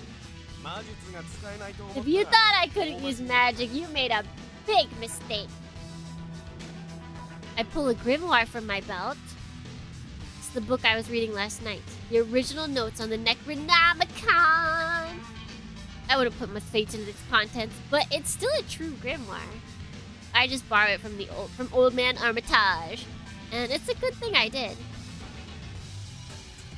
But this monster, Atlaknatcha's body melts right before my eyes, disintegrating into countless sheets of paper. Soon, all that's left, dancing on the wind, are the pages of a grimoire. As I watch this unfold, I feel a vague uneasiness in my chest, gradually becoming more distinct. I knew there was something about the princess' request that bothered me. This must be it. I reach out the floating pages, but just then, sensing danger from above, I leap back, simultaneously firing Cthulhu at my attacker. Who's that? Another death scream echoes through the empty hall alleyway. This one coming from a monster, darker than the night. Naitakonto! The demon's body dissolves into sheets of paper. These join with the Atlaknatcha pages, defying the wind as they spiral into the sky.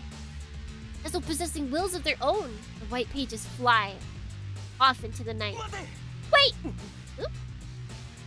Just as I'm about to go after them, I realize where they're headed. This direction is.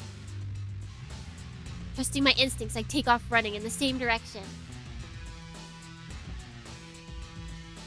Just as I expected. As the procession of strange things marches toward me, the hunch burning in my chest is quickly becoming a certainty. A mirror that gives life to monsters, and a sword that flies. While evading the mob of fantastic creatures and dodging the attacks of the spinning sword, I filled the air with bullets from my twin guns. Whoa! It is a boss rush! The mirror shatters. The sword breaks. As the monsters vanish, the sword and mirror turn into pages. As expected. They then go off flying in the same direction as the others. I no longer have any doubts. All the grimoire pages are heading for the same place. I stand before the building, its tower rearing up as if to pierce the night. Miskatonic University. The Spider Woman at Laknacha, the Dark Demon, the Night Gaunt, the Magic Mirror, the Mirror of Nitocris, the Flying Sword, the Scimitar of Barzai. I've already guessed what's coming next. And just as I expected, there they are, standing in front of the clock tower gate. Clock tower? This time, I don't even feel any surprise. Yo! It's been a while. Waving, I call out to them nonchalantly. They smile sweetly in response. One with dark skin and burning eyes.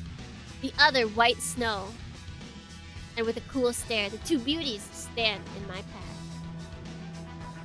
Duga and Irakwa. They charge, never dropping their smiles. Duga's body bursts into flames. Irakwa's body becomes shrouded in mist. As they charge, the two women become two divine creatures. One is a flaming beast, the other a frozen dragon. But even faced with burning fangs, the claws of ice, my heart holds no fear. I raise my hand, the word of my spell ring out into the night. Access Flash! Carve my name into thy soul. I am Daijuchi Kuro. I am thy master. I am thy companion. I am thy king. Come down to my side. Kneel at the feet. Kiss my hand and reside within my power. The light bursts apart. The two creatures disintegrate, becoming glowing particles that are drawn into my gun. The silence of night falls upon the campus once again. I enter the building. At first, it was only a slim hope. But as I defeated each monster, as I drew closer and closer, that hope has become a strong conviction. My emotions are racing. My heart is pounding absurdly fast. But despite the urge to run, my steps are terribly slow. It's like I'm trying to drive myself crazy. This is me with Geppy X! I'm so excited! But I'm just trepidly heading up the stairs. In case I don't want to be let down. I don't want to be let down! The monsters that attacked me on the way here, obviously they're fragments I knew back in the world where Demonbane existed. So why have they appeared in this world? The answer lies ahead. Al or AI! I reach my destination. This place is normally magically sealed, but it permits me to enter without contest. Miskatonic University's secret library. The greatest library on Earth, in which are kept the most dangerous grimoires. For me, this place is the beginning of beginnings. I remember, when I first came to view the grimoires here, I encountered that other. It's still too soon.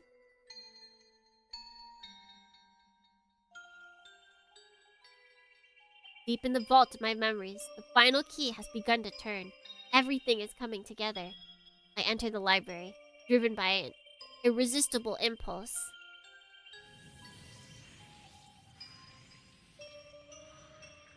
I instantly feel a surge of power. Powerful magic warping the atmosphere. The library is filled with intense power, emanating from the grimoires lining its shelves. Not to make excuses, but I can't blame the old, ignorant me for being traumatized by this place. This time, however, I walk fearlessly through the thick aura of power. It's too soon for us to meet. Those creatures outside weren't seriously trying to kill me. Of that, I'm certain. In fact, it was more like they were trying to lead me here. Why? Pieces of the puzzle are coming together. That day, the other I encountered was... I head deeper and deeper into the library, sensing a change in the flow of power. Rebirth of the world, she just kicked him into the future and she stayed for another cycle. I don't know, like maybe she found the world that he was in eventually, but she just landed at a different time. A sudden storm of pages comes out of nowhere. A tornado of magic tearing through the library. Not a second thought, I throw myself into its center. When the time comes, we will surely meet again. The world was stuck in a loop. We were stuck in a loop. What if, in the strictest sense, Abdul Azred didn't actually write the Necronomicon? What if he based it on some other book? What if that book were the ultimate grimoire that had come from unknowable dimensions across unfathomable expanses of time? The real Al.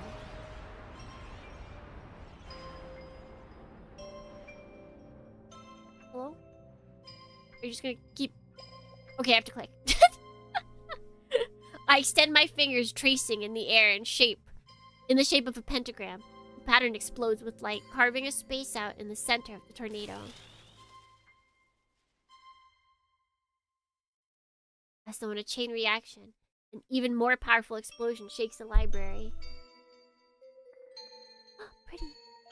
Storm bursts apart. In the silent library flutters the pages of a grimoire. They drift through the air like flower petals. The sight is so very unreal, like something out of a fairy tale. And then, beyond the dancing flowers, in the deepest part of the library, time comes. We will surely... My last memories are unlocked. The final piece of the puzzle falls into place. There, right before my eyes. Just like before. The day of my first grimoire reading. The day I encountered the other. Everything, the same as it was then. Deep in the library, filled with magic and illusion. At the center of the pages, a grimoire dancing through the air, like flowers from a fairy tale. I meet the other once again. I knew the university had Latin translations, but... The other turns. Her silver... That's purple. Hair sways in the wind. Her white hair glows in the dark. What? Wait, white skin. There we go. I was like, wait, huh? Her silver hair sways in the wind, but it's purple. And her white skin glows in the dark. Her jade green eyes threaten to drown me in their depths. Her jade green eyes. I know this other well. How could I not? I never heard anything about it having the original. Kuro!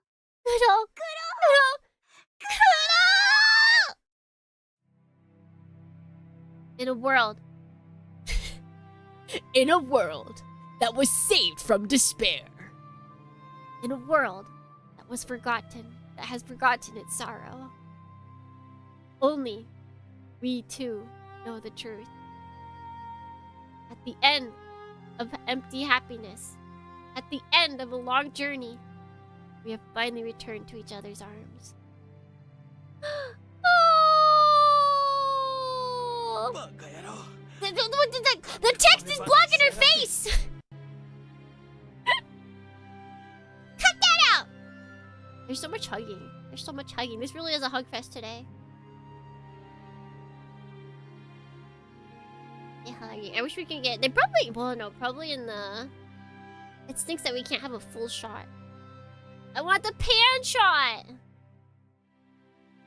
Dummy! always had it. You've always gotta have it your own damn way. I pulled the sobbing Al into my chest, embracing her with all of my strength. I squeezed tighter and tighter, putting everything I feel into her arms. The textbook is the third wheel.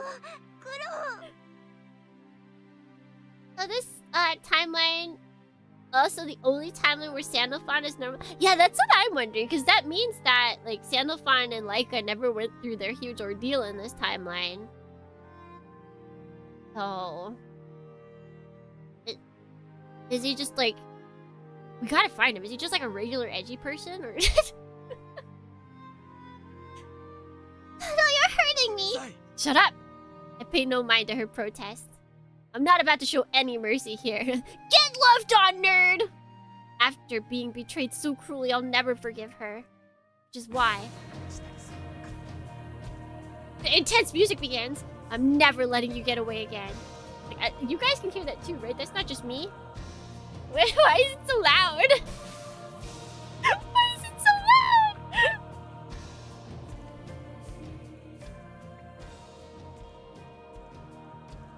This time, let's be together forever. She drags me into her mess and gets me involved in the craziest stuff imaginable. But when it comes down to it, she's so heartless that she just up and says goodbye, sacrificing herself without giving a thought to how I feel. As though playing by her rules. Now it's my turn to do the dragging. No matter how she complains, I'm sticking with her for the rest of my life. I'll drag her into the human world and we'll struggle to live human lives together. We'll laugh together, cry together, walk together, together forever on the blue earth that we love. That will be my ultimate revenge. It'll take my whole life to see it through.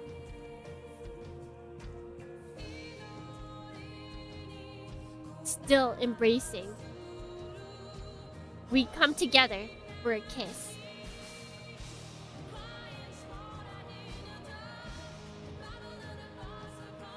And as our lips meet, our time starts racing forward once again. They kissed!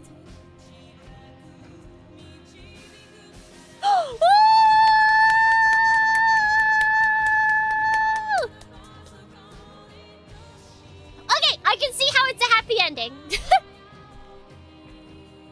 Wait, the mechanical designs and the character designs were by the same person? I don't remember seeing that in the other endings. I clearly wasn't paying attention. Okay, I will consider that a happy ending. I think we can fit it. I think we can fit both endings in tonight. And the monster designs? Maybe I did. Maybe I do remember this actually.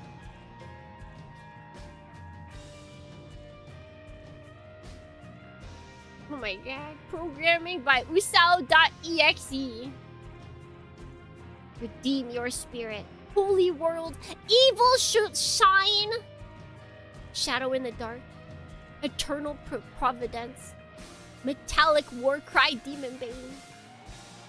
I can finally take it. No shower. You gotta be stinky.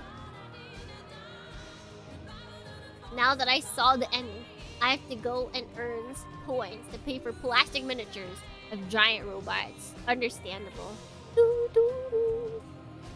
The Windows port staff. Thanks, Windows port staff. This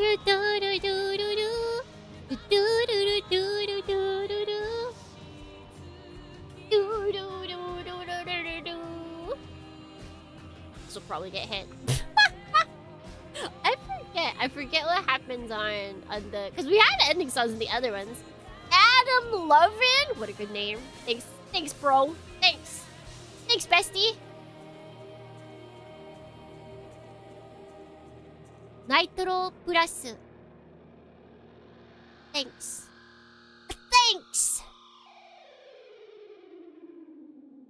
Demonbane. That is not dead, which can eternal lie, and with strange. And us, even death may die. Oh, Horsky? Demonbane lives. Ooh.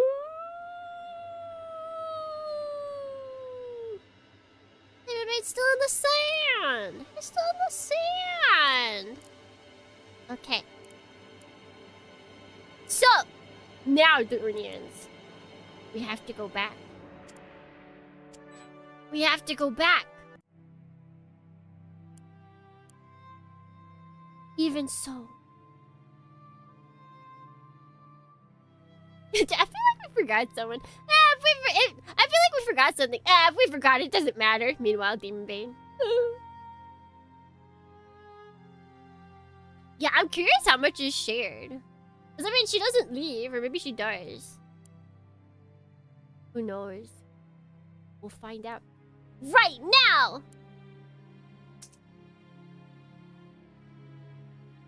Tears run down Al's cheeks.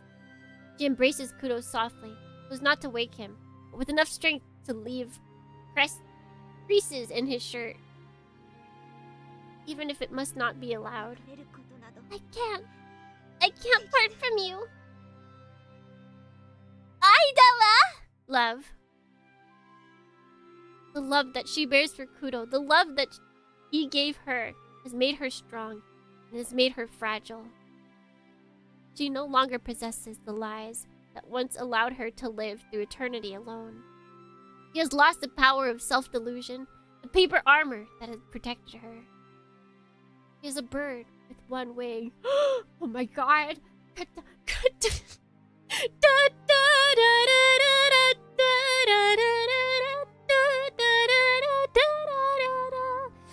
just Omineko! Without her partner, she cannot fly. Perhaps Kudo is not a bird with one wing. Perhaps he can fly away whenever he pleases. Beatorici! In that case, he must pluck his wing so that he will never be able to leave her side. Excuse me, what? I am his too. Wait, what?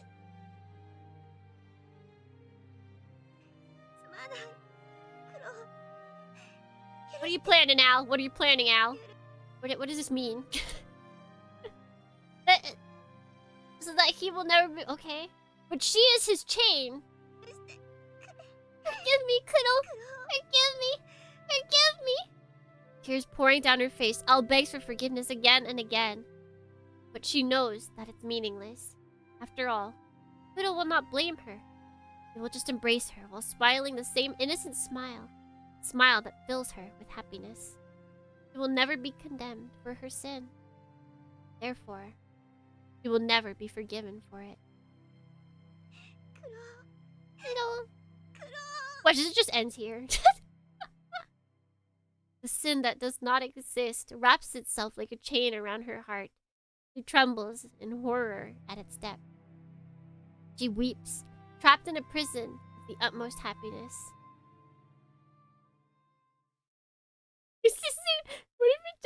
I'm so scared it's just gonna end.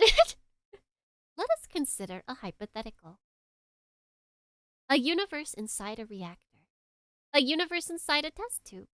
A universe inside a chewing gum wrapper. A hypothetical for a moment.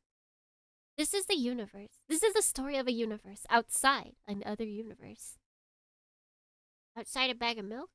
This is the story of a universe inside another universe. This is the story of an eternity contained in a single moment. This is the story of infinity contained in the tiniest speck of dust.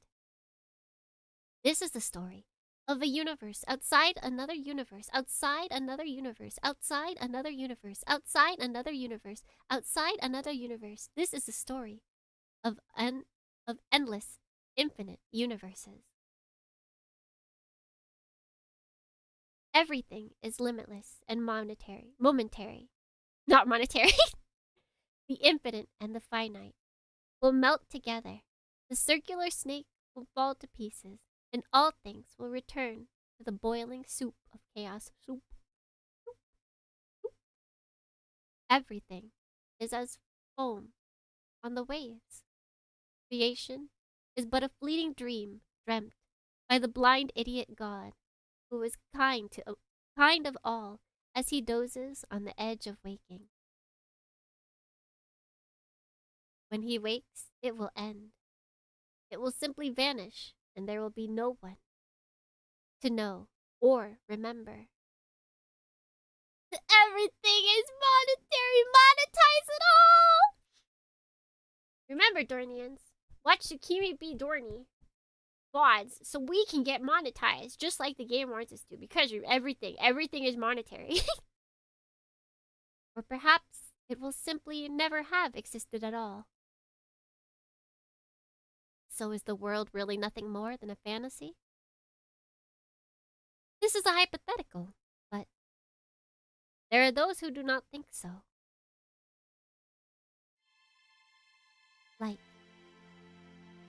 I see a blinding light piercing through my eyelids, and the darkness of sleep to strike my very soul. Coming awake, I open my eyes. Darkness. White darkness fills my sight with its brilliance. I fear that I will lose myself in its intensity. Kuro. I hear Al's voice. I hold her tightly to me, reassuring myself that she's in my arms. Even surrounded by light that threatens to obliterate everything, even surrounded by darkness that threatens to consume everything, her warmth and softness are with me. Using Al to anchor myself to the world, I strain to see the source of the light. Al? What's going on? I don't know. This is... I know what she's trying to say. This light is overwhelmingly powerful, but it isn't all that cruel. This intensity is the indomitable... This is the music when Nya is around. Is the indomitable human spirit, no, power of life. The breath of life is in hot and... The breath of life in it... The breath of life is in it hot and gentle. What is light? What is this light? What has come to us as we float for eternity in this gap in time, this space between worlds, beyond the light? I hear a song. Song is a faithful prayer. Song is a fervent wish. The song is an unshakable oath. It sounds like a love ballad. It sounds like a victory march. It sounds like a lullaby. Song is filled with a warrior's pride. Song is filled with a protector's kindness. Song is filled with the unending joy of living. It will never end. It will never vanish, for it is the glorious song of life. Can we hear it? This music's not very uplifting.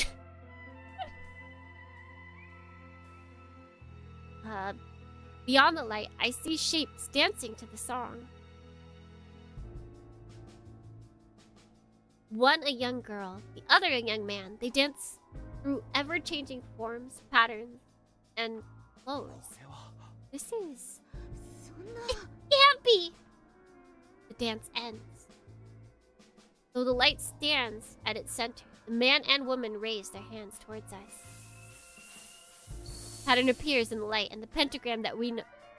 the pentagram that we know well. The Elder Sign. The Elder Sign disintegrated into strands of magic symbols, which wind together to form a double helix. And then I know. At the center of the helix, something enormously powerful is taking shape.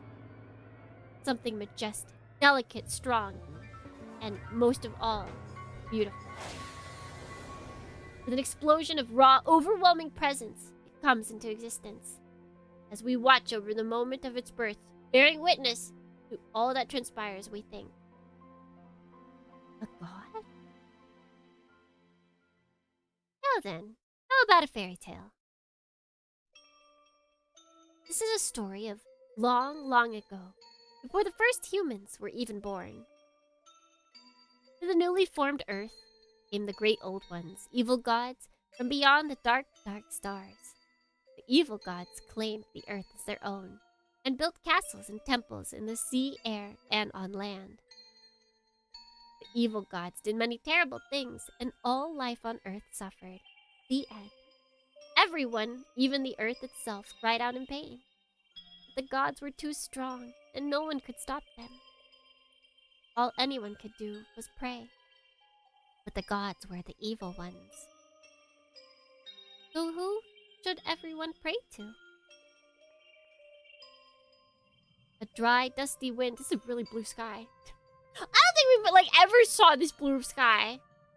Runs through as far as the eye can see. The land is covered with mountains of wreckage reaching up into the sky. The blasted pillars are like the headstones of colossal graves. There is nothing in this world, not even the scent of death. There's only utter emptiness, the shattered husks of a once living planet. Although as empty as everything else, the sky is absurdly blue. And atop a mountain of debris stands a single person alone in this empty world. A girl, sitting on a soaring spire as she gazes into the sky. Smiling, she holds up a hand to shield her face from the glaring sun. Wait, is it our daughter? In this ruined world, her innocent smile is terribly unnatural. It is much too bright, and much too gentle. Who could look on it without pain in their heart? The girl appears truly happy. While swinging her legs in the air, she recites a cheerful verse. She is buoyant and carefree, like a girl waiting for a date. And indeed, the girl is waiting. Her heart is filled with impatience, with longing, with warmth, and with passion. In other words, she is just like a girl in love. The girl is waiting for him. She has waited forever, and will wait forever. Even her impatience is joy to her, and her loneliness is a song of praise. And still she tells her story. Achigao! That's not our daughter! It has you in high spirits. Suddenly, in this lonely world that had been— wait, it could be our daughter. That had been empty, but for the girl. A voice other than hers is heard. At that moment, the world ceases to be empty and lonely. It cannot be seen or heard. It cannot be smelt or felt. Never smelt it, felt it! Yet there is a definite presence, and it is rapidly defiling the world with its evil. A putrid wind blows the ruins, and the girl stops reciting her verse. The foul presence standing behind her calls her name. Nero. That's her daughter!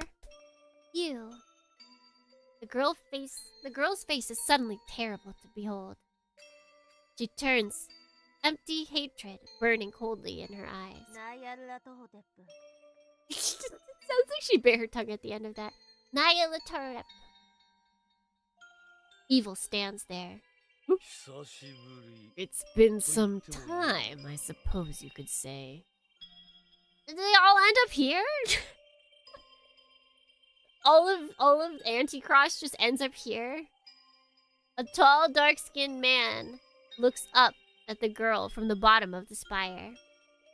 The girl rises to her feet, standing straight and steady atop the precarious tilting ruin.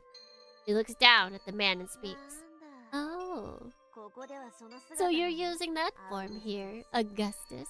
I guess your name changes depending on what's inside you. She smiles fearlessly. The man's mouth spits in an evil grin as the girl speaks his name. Father Nai. Who? Who? Black man's laughter echoes through the wreckage. Names mean nothing to me. Nothing at all. Who? Father Nai? Who's that? Any Lovecraftian heads in chat? Something rumbles. Darkness bursts from the man's body, enveloping him in black flames. Oh, that's not good. Bill Nye, the science guy. Bill. The sky is clear and bright, with not a single cloud yet. The man's face falls into shadow. His eyes shine from the darkness like two burning coals. No. A third flaming eye splits his forehead. The girl snorts with contempt. You're awfully stubborn for a god. Haven't you given up yet?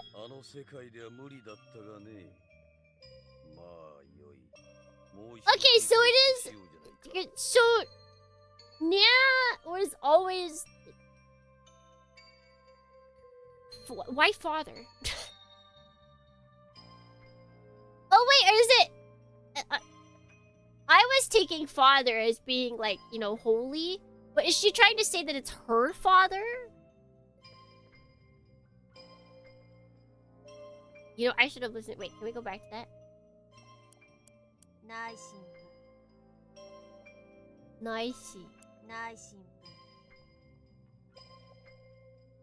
Yeah, okay. I don't know where the father part. Wait, she. Nice. I feel like there's gotta be priest.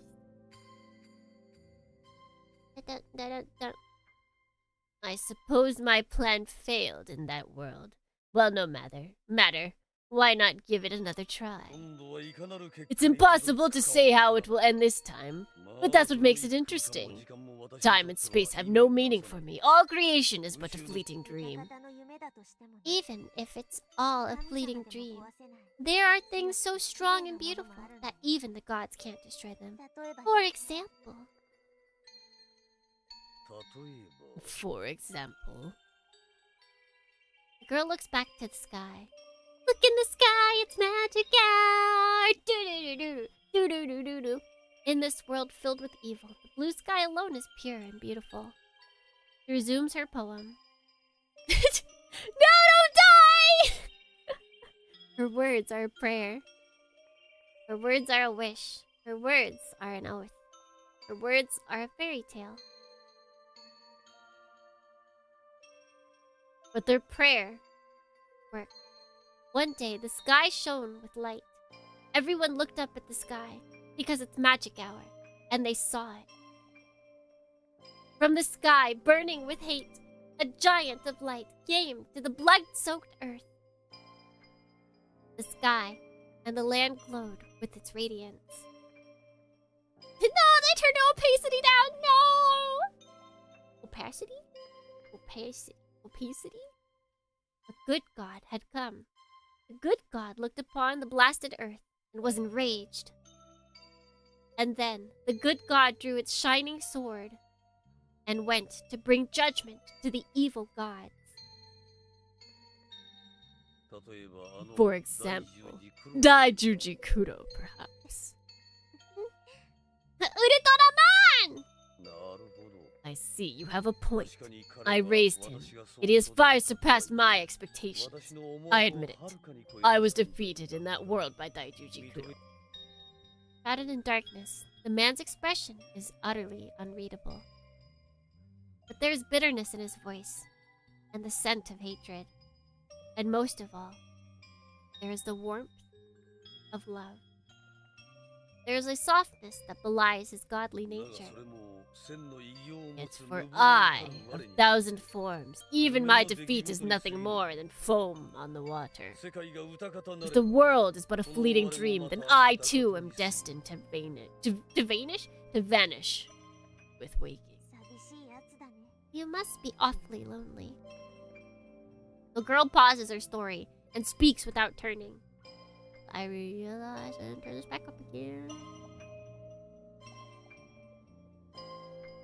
A smile splits the man's shadowed face like a gaping wound. Which is why this jester must do his part to bring comedy to the world. I shall play my role to the end. Come, Nero! Let us begin our next burlesque. The girl does not answer. Nor does she turn. No, Nero, no! She just looks up at the sky. At the blue sky and tells her story. The fairy tale continues. The good god and the evil god started fighting. To tell the truth, the good god wasn't all that powerful and all-knowing like everyone had hoped. It would be a lie to say that the elder god brought judgment to the great old ones. This story is just a fairy tale, but even in a fairy tale, lies are lies. There were only evil gods in the world after all. But it is true that everyone's prayers worked. They reached the good God.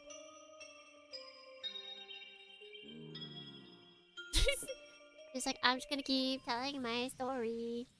The girl and the man should be all alone in this blasted world. Yet suddenly, there is another presence. At that moment, the world ceases to merely be polluted by evil.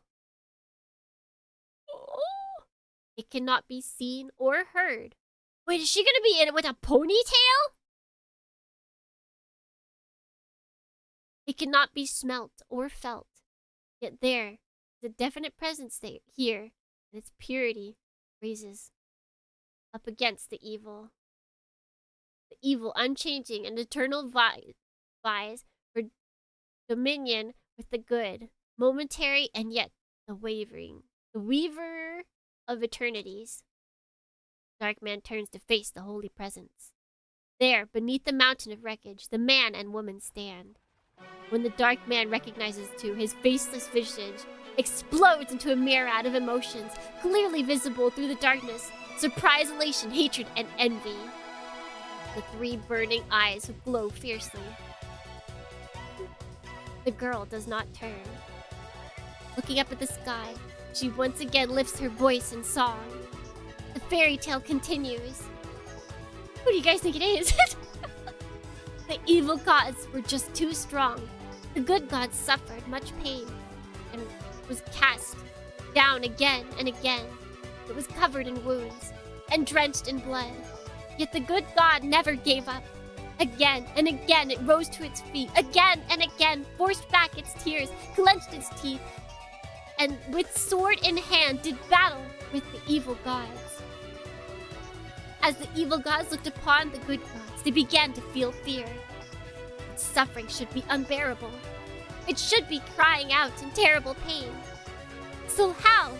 How does it keep standing? Eventually, the evil gods found themselves losing to the good god. Incredible. To think that you would come to even this world. Oh, the ponytail! Looking down on the two, the dark man spreads his arms. Black flames surround him, exploding into a whirlwind inferno. After fighting for humans, you have at last surpassed them. You have abandoned your humanity to stand equal with the gods.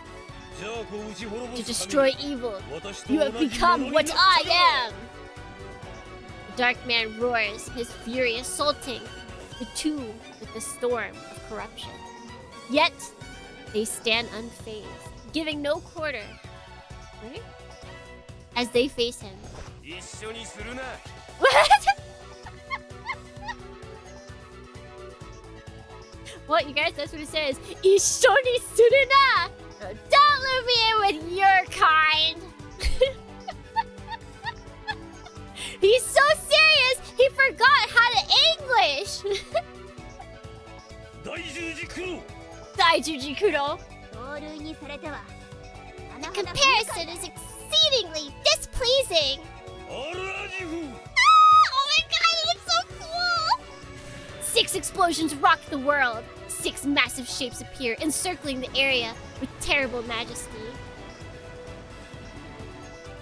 Oh! Yeah, buddy! All of Anticross is here! The giants stand tall, covering the sky with their bulk.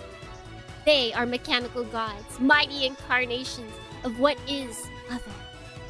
Deus Machina. In a single instant, the dark man has performed miracles that only the most powerful forbidden grimoire can produce. Oh, it's so cool! I want it to show. Take off the black mask! I want to see the whole body.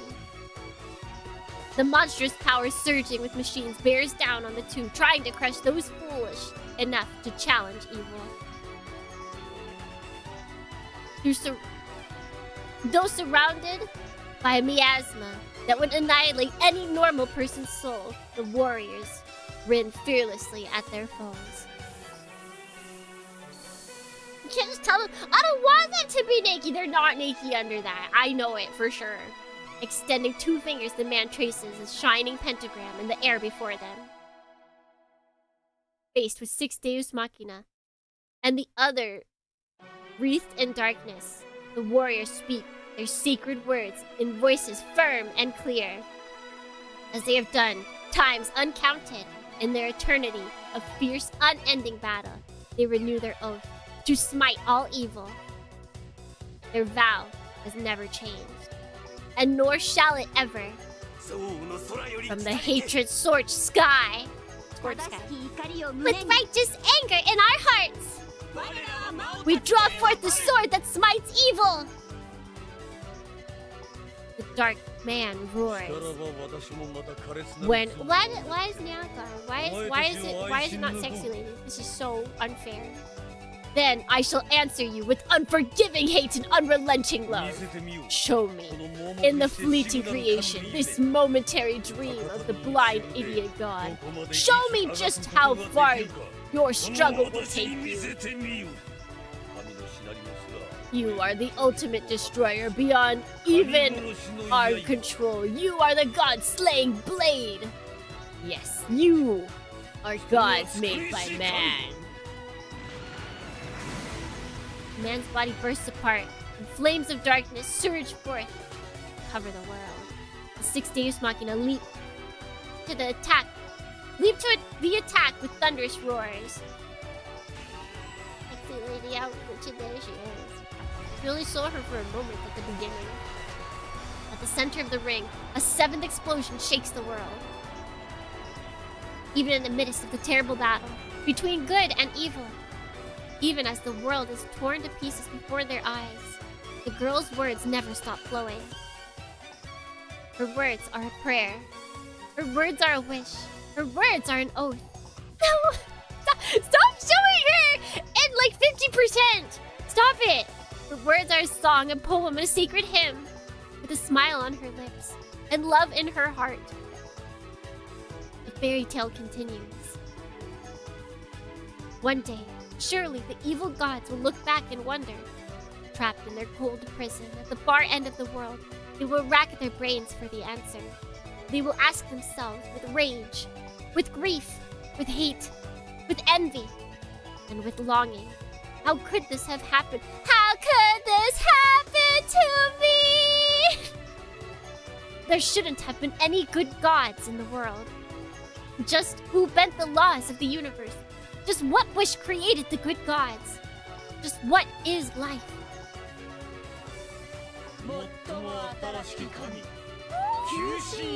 You are the newest gods, the elder gods.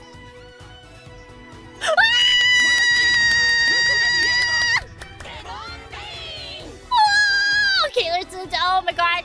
Kasha time. Kasha time. Why is it not going away? There we go. Oh my god, it's so cool. All their outfits are so good. With Demonbane in the background too. Oh my goodness. Oh my goodness. Roll it, Dornians. Roll it. Oh my god. They look so cool. Bro. Dude, her outfit's so good! Oh, she's even wears her heart on her sleeve now. Guys, do you get it? Thou art the innocent blade, Demonbane!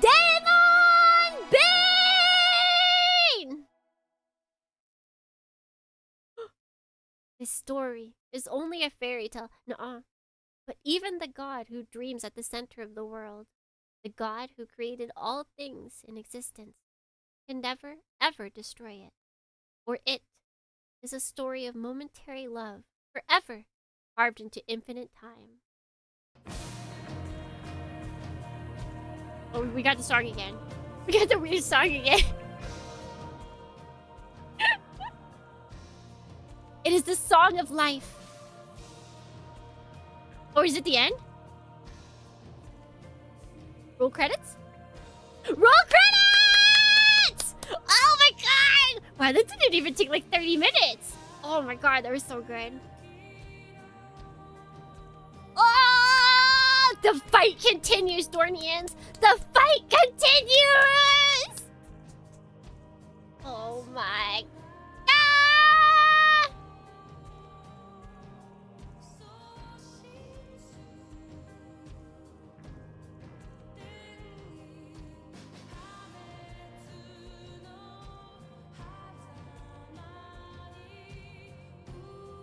they end up as warriors of eternal good. Because I feel like the happy ending did kind of like, it was sort of teasing like, okay, Demonbane's still here, and that's because as we see, the evil gods are still out there. They're still out there causing havoc because they can't like be felled in the same way that we see something being felled. That's what it feels like. The happy ending's like, look, they're still evil and running amok.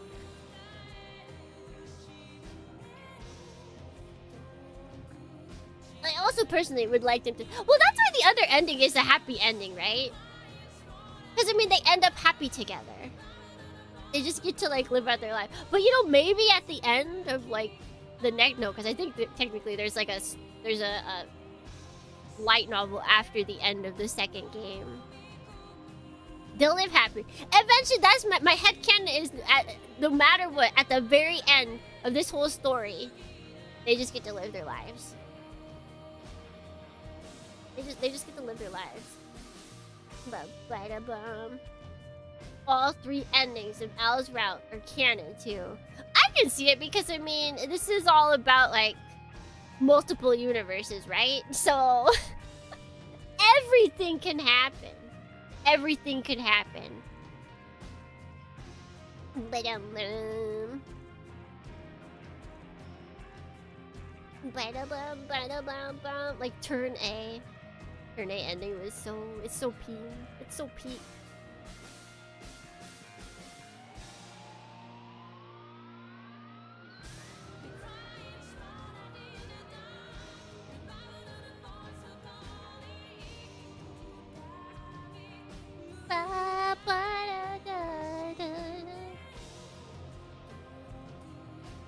I think more people don't read this because they can't handle the fact that the second game is all canon. Like, everything's canon. They can't deal with that. This breaks... such a thing breaks the Westerner's mind and the concept of canons. They can't do it. They can't do it. Adam Lovin. We've got some interesting names on this. The Western mind simply cannot comprehend multiple canons. That's the thing. Yeah, he gets a ending no matter what ending we pick. That's kind of nice. There it is again.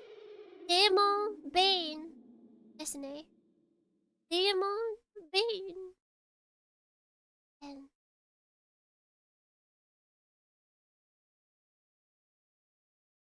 I think we finished and we didn't even have to stay up late. Ah!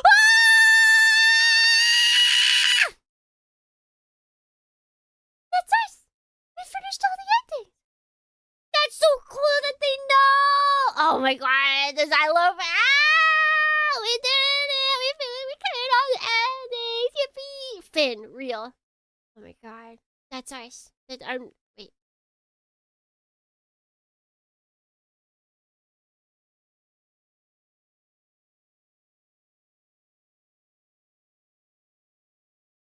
Yeah!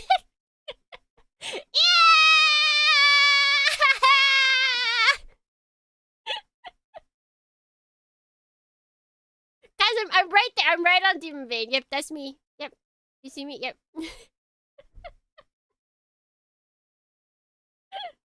Don't jump! You can't tell me what to do. You can't tell me what to do. I'll do it. I'll do it. Whoa! I'm that good. I'm that good. I bounce back, Dornians. I bounce back.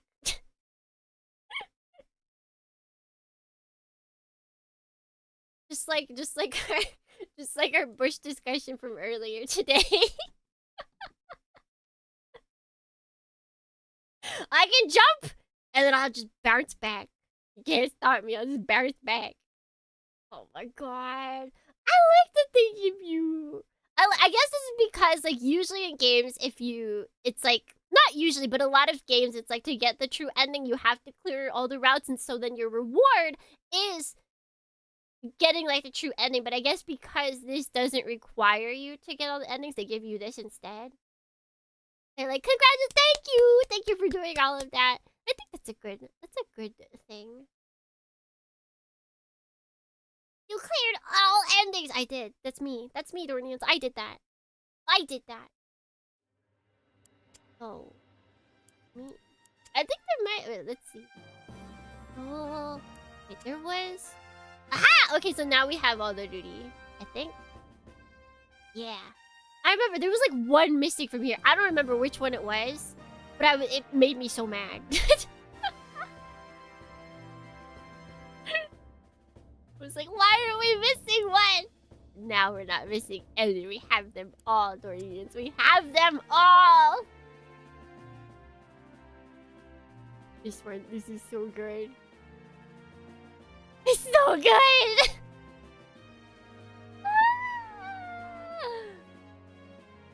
Do we get a new title? The title screen actually resets. You get multiple title screens. Just you have to let the like intro play, but the problem is the intro actually triggers YouTube's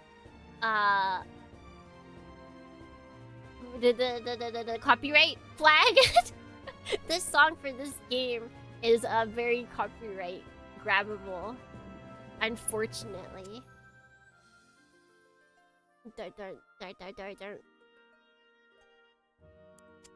Others? It's all Daijuji Kono. Yeah. Wait, okay. This is also, except for the foot. This is a good shot of Daijuji Kudo because he has his hair tied up. You can see, yeah, we saw them after we cleared the first duty route. Oh yeah, this is also another good picture. Man, when he went to Innsmouth, was really good. He had 2 really good CGs. I think those might be his best CGs. Was when he went to Innsmouth. Oh yeah, and all of hers are here because they couldn't put them anywhere else.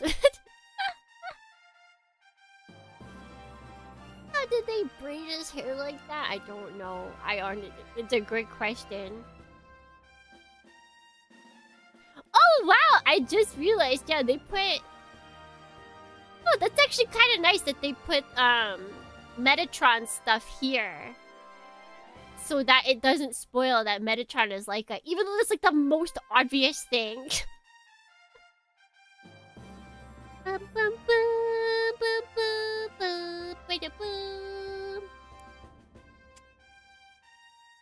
Yeah, and then the machines. The machines! See, are there any that...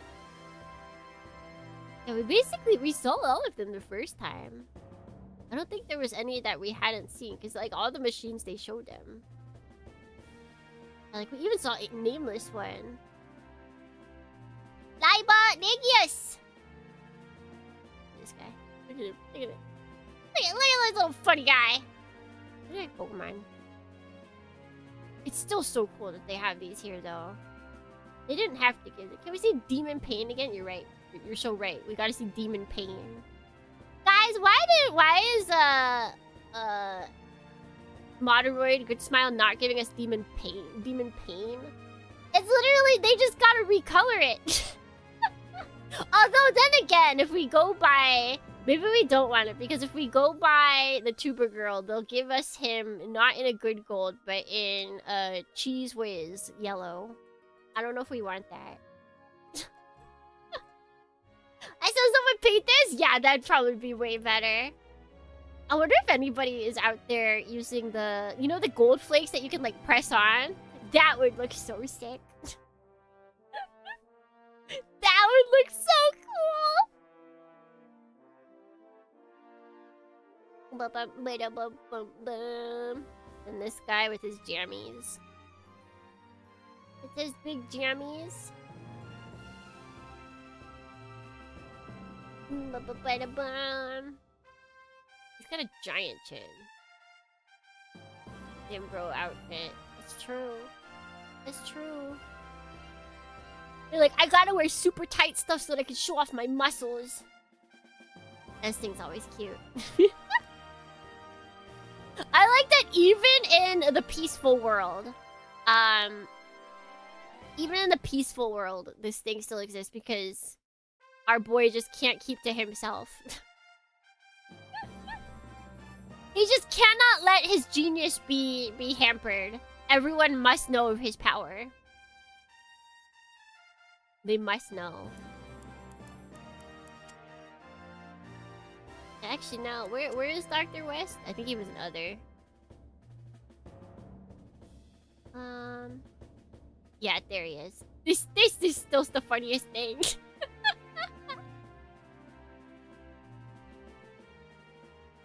It's so good. Elbow. Oh yeah, she. Where is Lobo? Where is Lobo? Lobo. Oh, there she is. Lobo. We like go to the side? No. Gotta click on them individually. Lobo. Lobo. Lobo. That's all. That's all for Lobo. Oh my god! And then I believe we got all the songs. Yeah.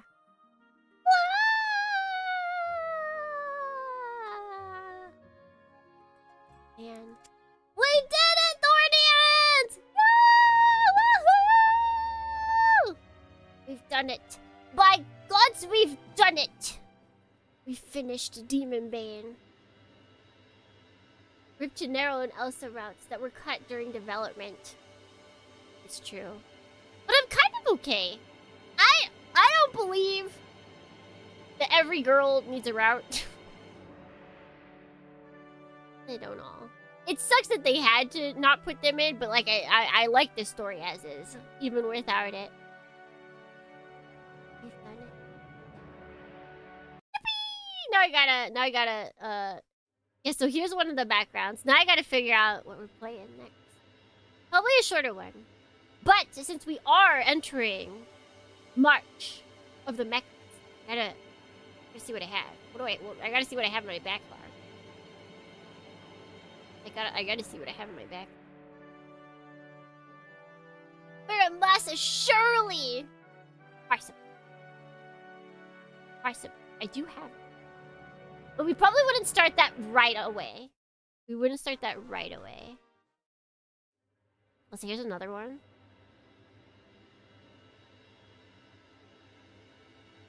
Final check-in soon, so this should be real. I probably won't do... We'll probably do another longer... visual novel like Muramasa or Baldur's Sky before I read the next Demonbane. I need a break. I need a break! We can't over Demonbane, you must understand. Boom. Boom. Ooh. Ooh.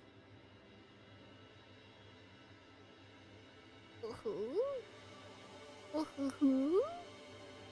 Never seen this one. We haven't let it go on multiple times. I think we've only let it go twice. How many different backgrounds do we get, I wonder? Now see, the cool thing about Baldur's Sky is there's actual gameplay. Okay, I think we've seen them all then. Baldur's Sky has actual mecha gameplay, but it is also infinitely longer. Infinitely longer! Let me, wait, hold on, let me. VNDB. I should make an account on VNDB. I have not done that. Wait, if we go here, we don't get to worry about.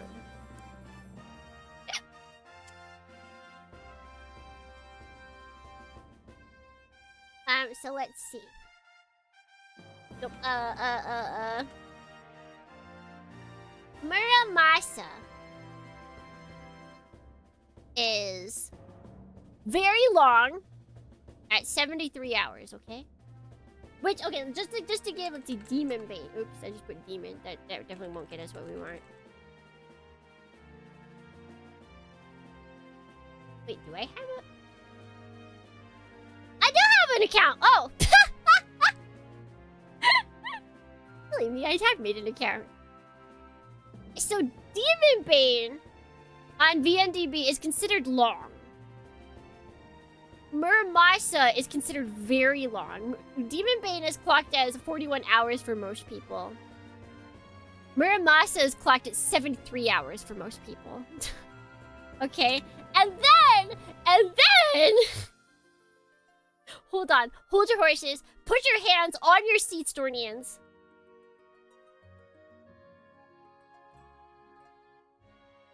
And then...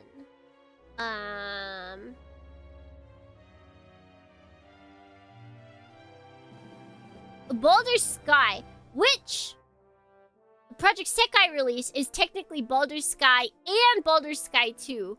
Both clock in at very long at 50 and 58 hours, respectively.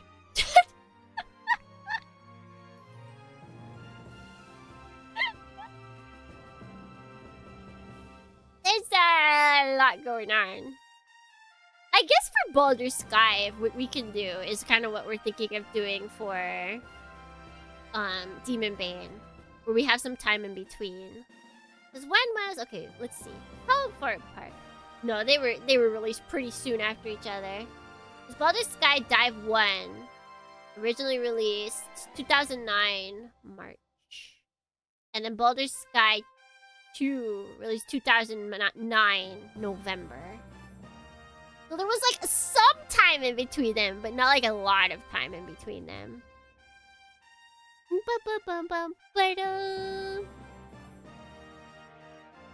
And then Baldur's Gate 3, the sequel to Baldur's Sky. Yeah, exactly. I'm glad you understand. That's when we'll play Baldur's Gate. After we play Baldur's Sky, we're gonna do, obviously. Obviously.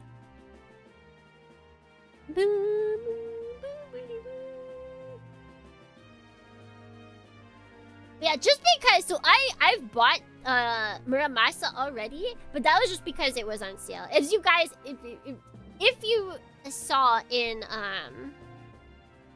if you're in our Discord, someone the other day was like, "Oh, Tsukimi could play this game. It would be really good." And then I showed that I've owned that game since 2024. And that is the truth for many games. I have a lot of games, and I'm just like, I'll get to it eventually. I buy it usually when it's at its cheapest, according to all of, like, the sites that there are. So if there's anything ever goes on sale at its cheapest, and I'm like, I would like to play this eventually, I usually pick it up. Because I would rather have it I would rather have bought it on sale and then just be able to be like, oh, I want to play this now, let me just grab it. Instead of being like, I want to play this now and it's not on sale, but I like actually really need to, like, there's for some reason, I want to play this now. I have to play this now. Mass Effect is the only set of games untouched on that purchase. Guys, it's a lot longer, okay? If you look at all the other games, they're definitely not as long. I have a wish list and I only really buy something when it's super duper cheap. Yeah. But there's been a couple times to where it's like there's a game I want to play. And like I've seen it on sale, but I didn't buy it because I was unsure. And then there's like reasons that I need to play it like in a specific week. And I'm like, dang it, it's not on sale. So now I'm always like, okay. 1,500 games on your Steam wish list? I do not. Wait, let me check. I know I don't have that many. Where does it say the number? How can you tell the number? Oh wait, I can just go. It's labeled at the side.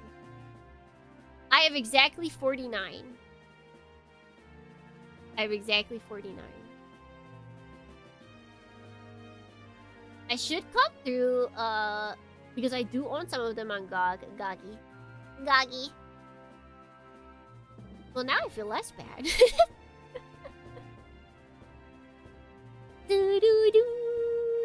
Let's see, what are some games I got in here? 70s styled robot.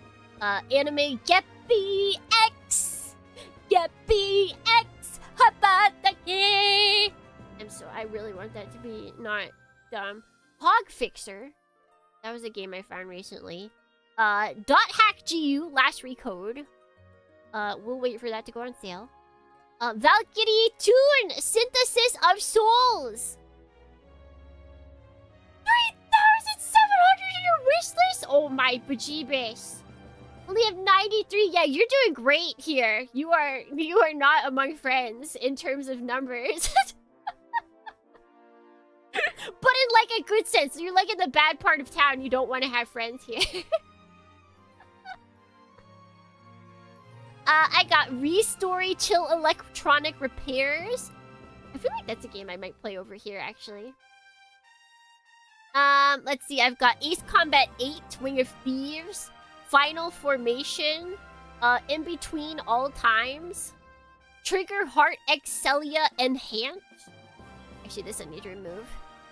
That's a game I need to remove. The Aquarium Does Not Dance, Special Edition.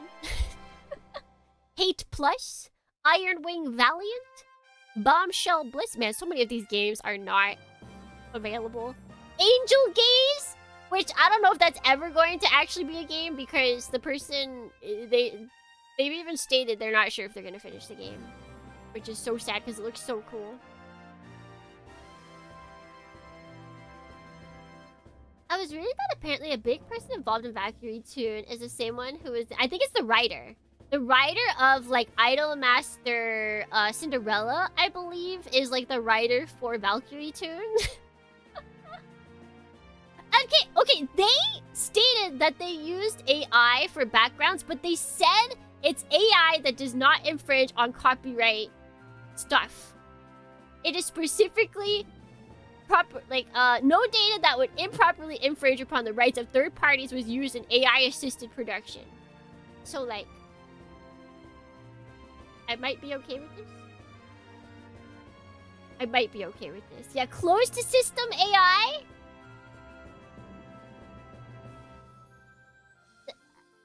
I feel like I might be okay with this. Because that's usually what I'm saying. Like, as long as it's a closed system and you're not, like, hurting anyone. I just wish they would list it. I wish they would say what they're using, but they probably won't. It's very weird. Angel Gaze? Yes, but spelled Gaze. Also, it's all one word for some reason.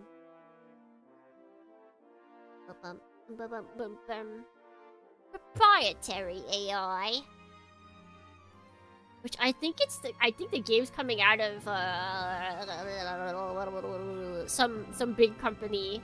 But like I could believe it. This is a game that I need to come out like yesterday. Samurai Pizza Cat Blast from the Past. Where is that?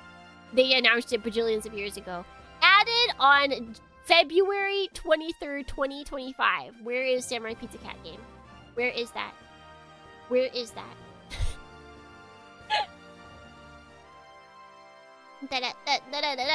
Where is Starvale Protocol AAA?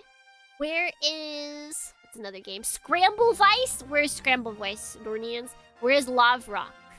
Last Fortress. Where are these games? Where are they? I think everything else has come out, actually. Scramble Vice, my beloved! I didn't realize that you can put games... You can make a storefront for games that just aren't, like, done. Like, you have no path for it to be done, but you can put up a game front, or a game storefront on Steam without the game having, like, a finished path.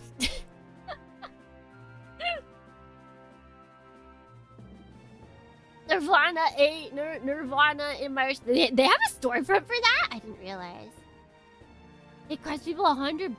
Like, just a one-time thing? Like, I kinda get it then. Like, just to, like, save the game name and, like, have a place to see interest. Naruhodo? Naruhodo? But yeah. So those are all the games on my wish list. I try and clean it up every now and then. And mind you, the top game, I have it sorted by rank. And number 1 is Putt Putt Saves the Zoo. Number 2, Putt Putt Travels Through Time.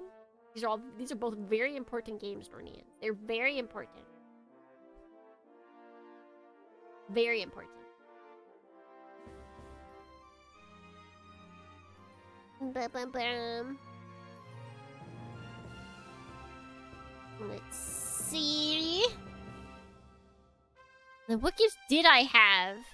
But then my friend got them for me for Christmas. Heaven Will Be Mine? Ooh!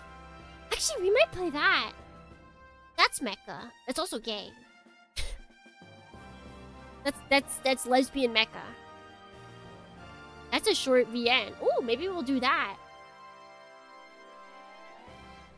Let's see. I got Final Exertion. I got Big Rigs. I got Gnosia. And I got Steam Hearts. I got those for Christmas. I enjoyed it. Yeah, it's got like it's got raving reviews. It was pretty angsty, but I'll eat it up. Sometimes you just need a little angst. Sometimes you just need a little angst. I feel like we can all be better at handling angst than Sandalphon ever was. I haven't heard of many of these titles. Most of my titles are sci-fi, mecha adjacent. So like Geppy X, that's mecha. Hog Fixer, that's mecha. Valkyrie Tune, that's sci-fi. Restory, Chill Electronic Repairs, that is retro repair simulator. Ace Combat 8, that is mecha. Final Formation, that is mecha. Let's see. I'm just listing off the ones that are to come. Iron Wing Valiant, that's mecha. Bombshell Blitz. I actually don't know why I have this. I feel like Adornian said it would look good. I'll have to look at this again. I gotta judge you guys. Angel Gaze is retro point-and-click adventure sci-fi. Samurai Pizza Cat is mecha cats. It's mecha cats and pizza. If you can count skateboards as mecha, I don't know. They're kind of made out of wood a lot of the times. Have you seen? I have played the Doll's Nest demo, and it was okay. It didn't... They cut me off before the boss, which makes me think that, like, the story's not important. It doesn't feel like the story's important at all. Maybe it is. I should see if anybody's written about the story of Doll's Nest, or if it just wasn't that big.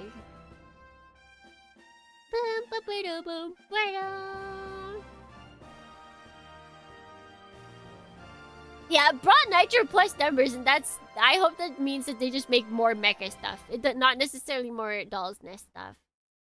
But yeah, it did have a Demonbane and Muramasa collab, because I mean, it's all the same IP owner. Why would they not? Alright, so we might have found our game for next week. Oh, I think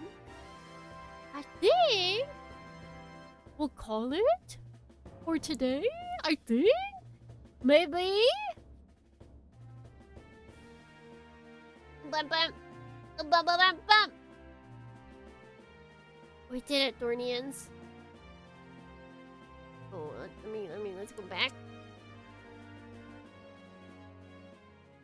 We did it! Say goodbye to Demonbane. Demonbane doing the barf spinning nonstop. If we took him into the real world, he absolutely would barf. Surely Kojima played a hand in this. Alright. Say goodbye, Demonbane. Bye-bye! Goodbye, Demonbane!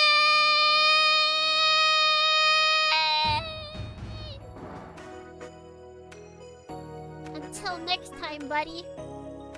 Wherever it may be. It was a good run. This is insane. Not one, but two separate people wanted to hang out with Tsukimi B. Dorney this Friday. And I was like, no, I have plans. One of them I was able to tell them, I was like, I have stream. And normally I might actually be willing to be like, hey Dornians, I have a once-in-a-lifetime opportunity to hang out with other humans. I think I might do it. But I did not want to put off the ending to Demonbane. I wanted to see the finale of Demonbane, so I had to tell him off. I had to tell him off. I rejected the grass. I one of them, it worked out because one of them that wanted to meet up, they can meet up tomorrow. And the other one that wanted to meet up, they come to Japan like all the time because they come for idol concerts. So they're basically a loser. No kidding. But it's not like a rare situation to where it's like, oh, I'll never see them again. It's like, bro's gonna be here in probably like 3 months or something because idol fan.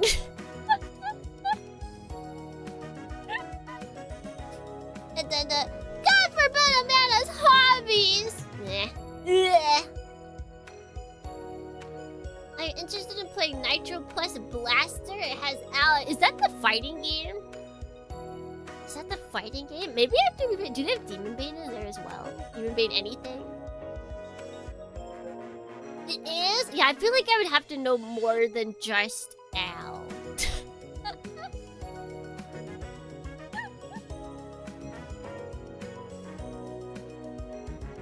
I'd have to know more than just one IP.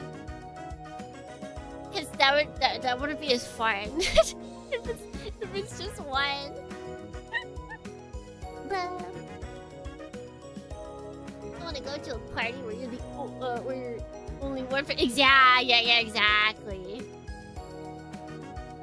If you have to cling to that friend like nobody's business. Everyone's like, hey, do you want to come? And you're like, but yeah, choose not. I'm sorry, I can't leave.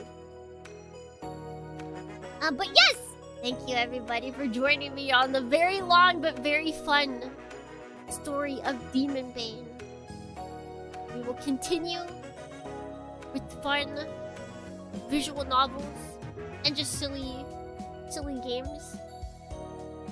But until next time, wherever it may be, whenever it may be, if it may be, until then, Otsukimi.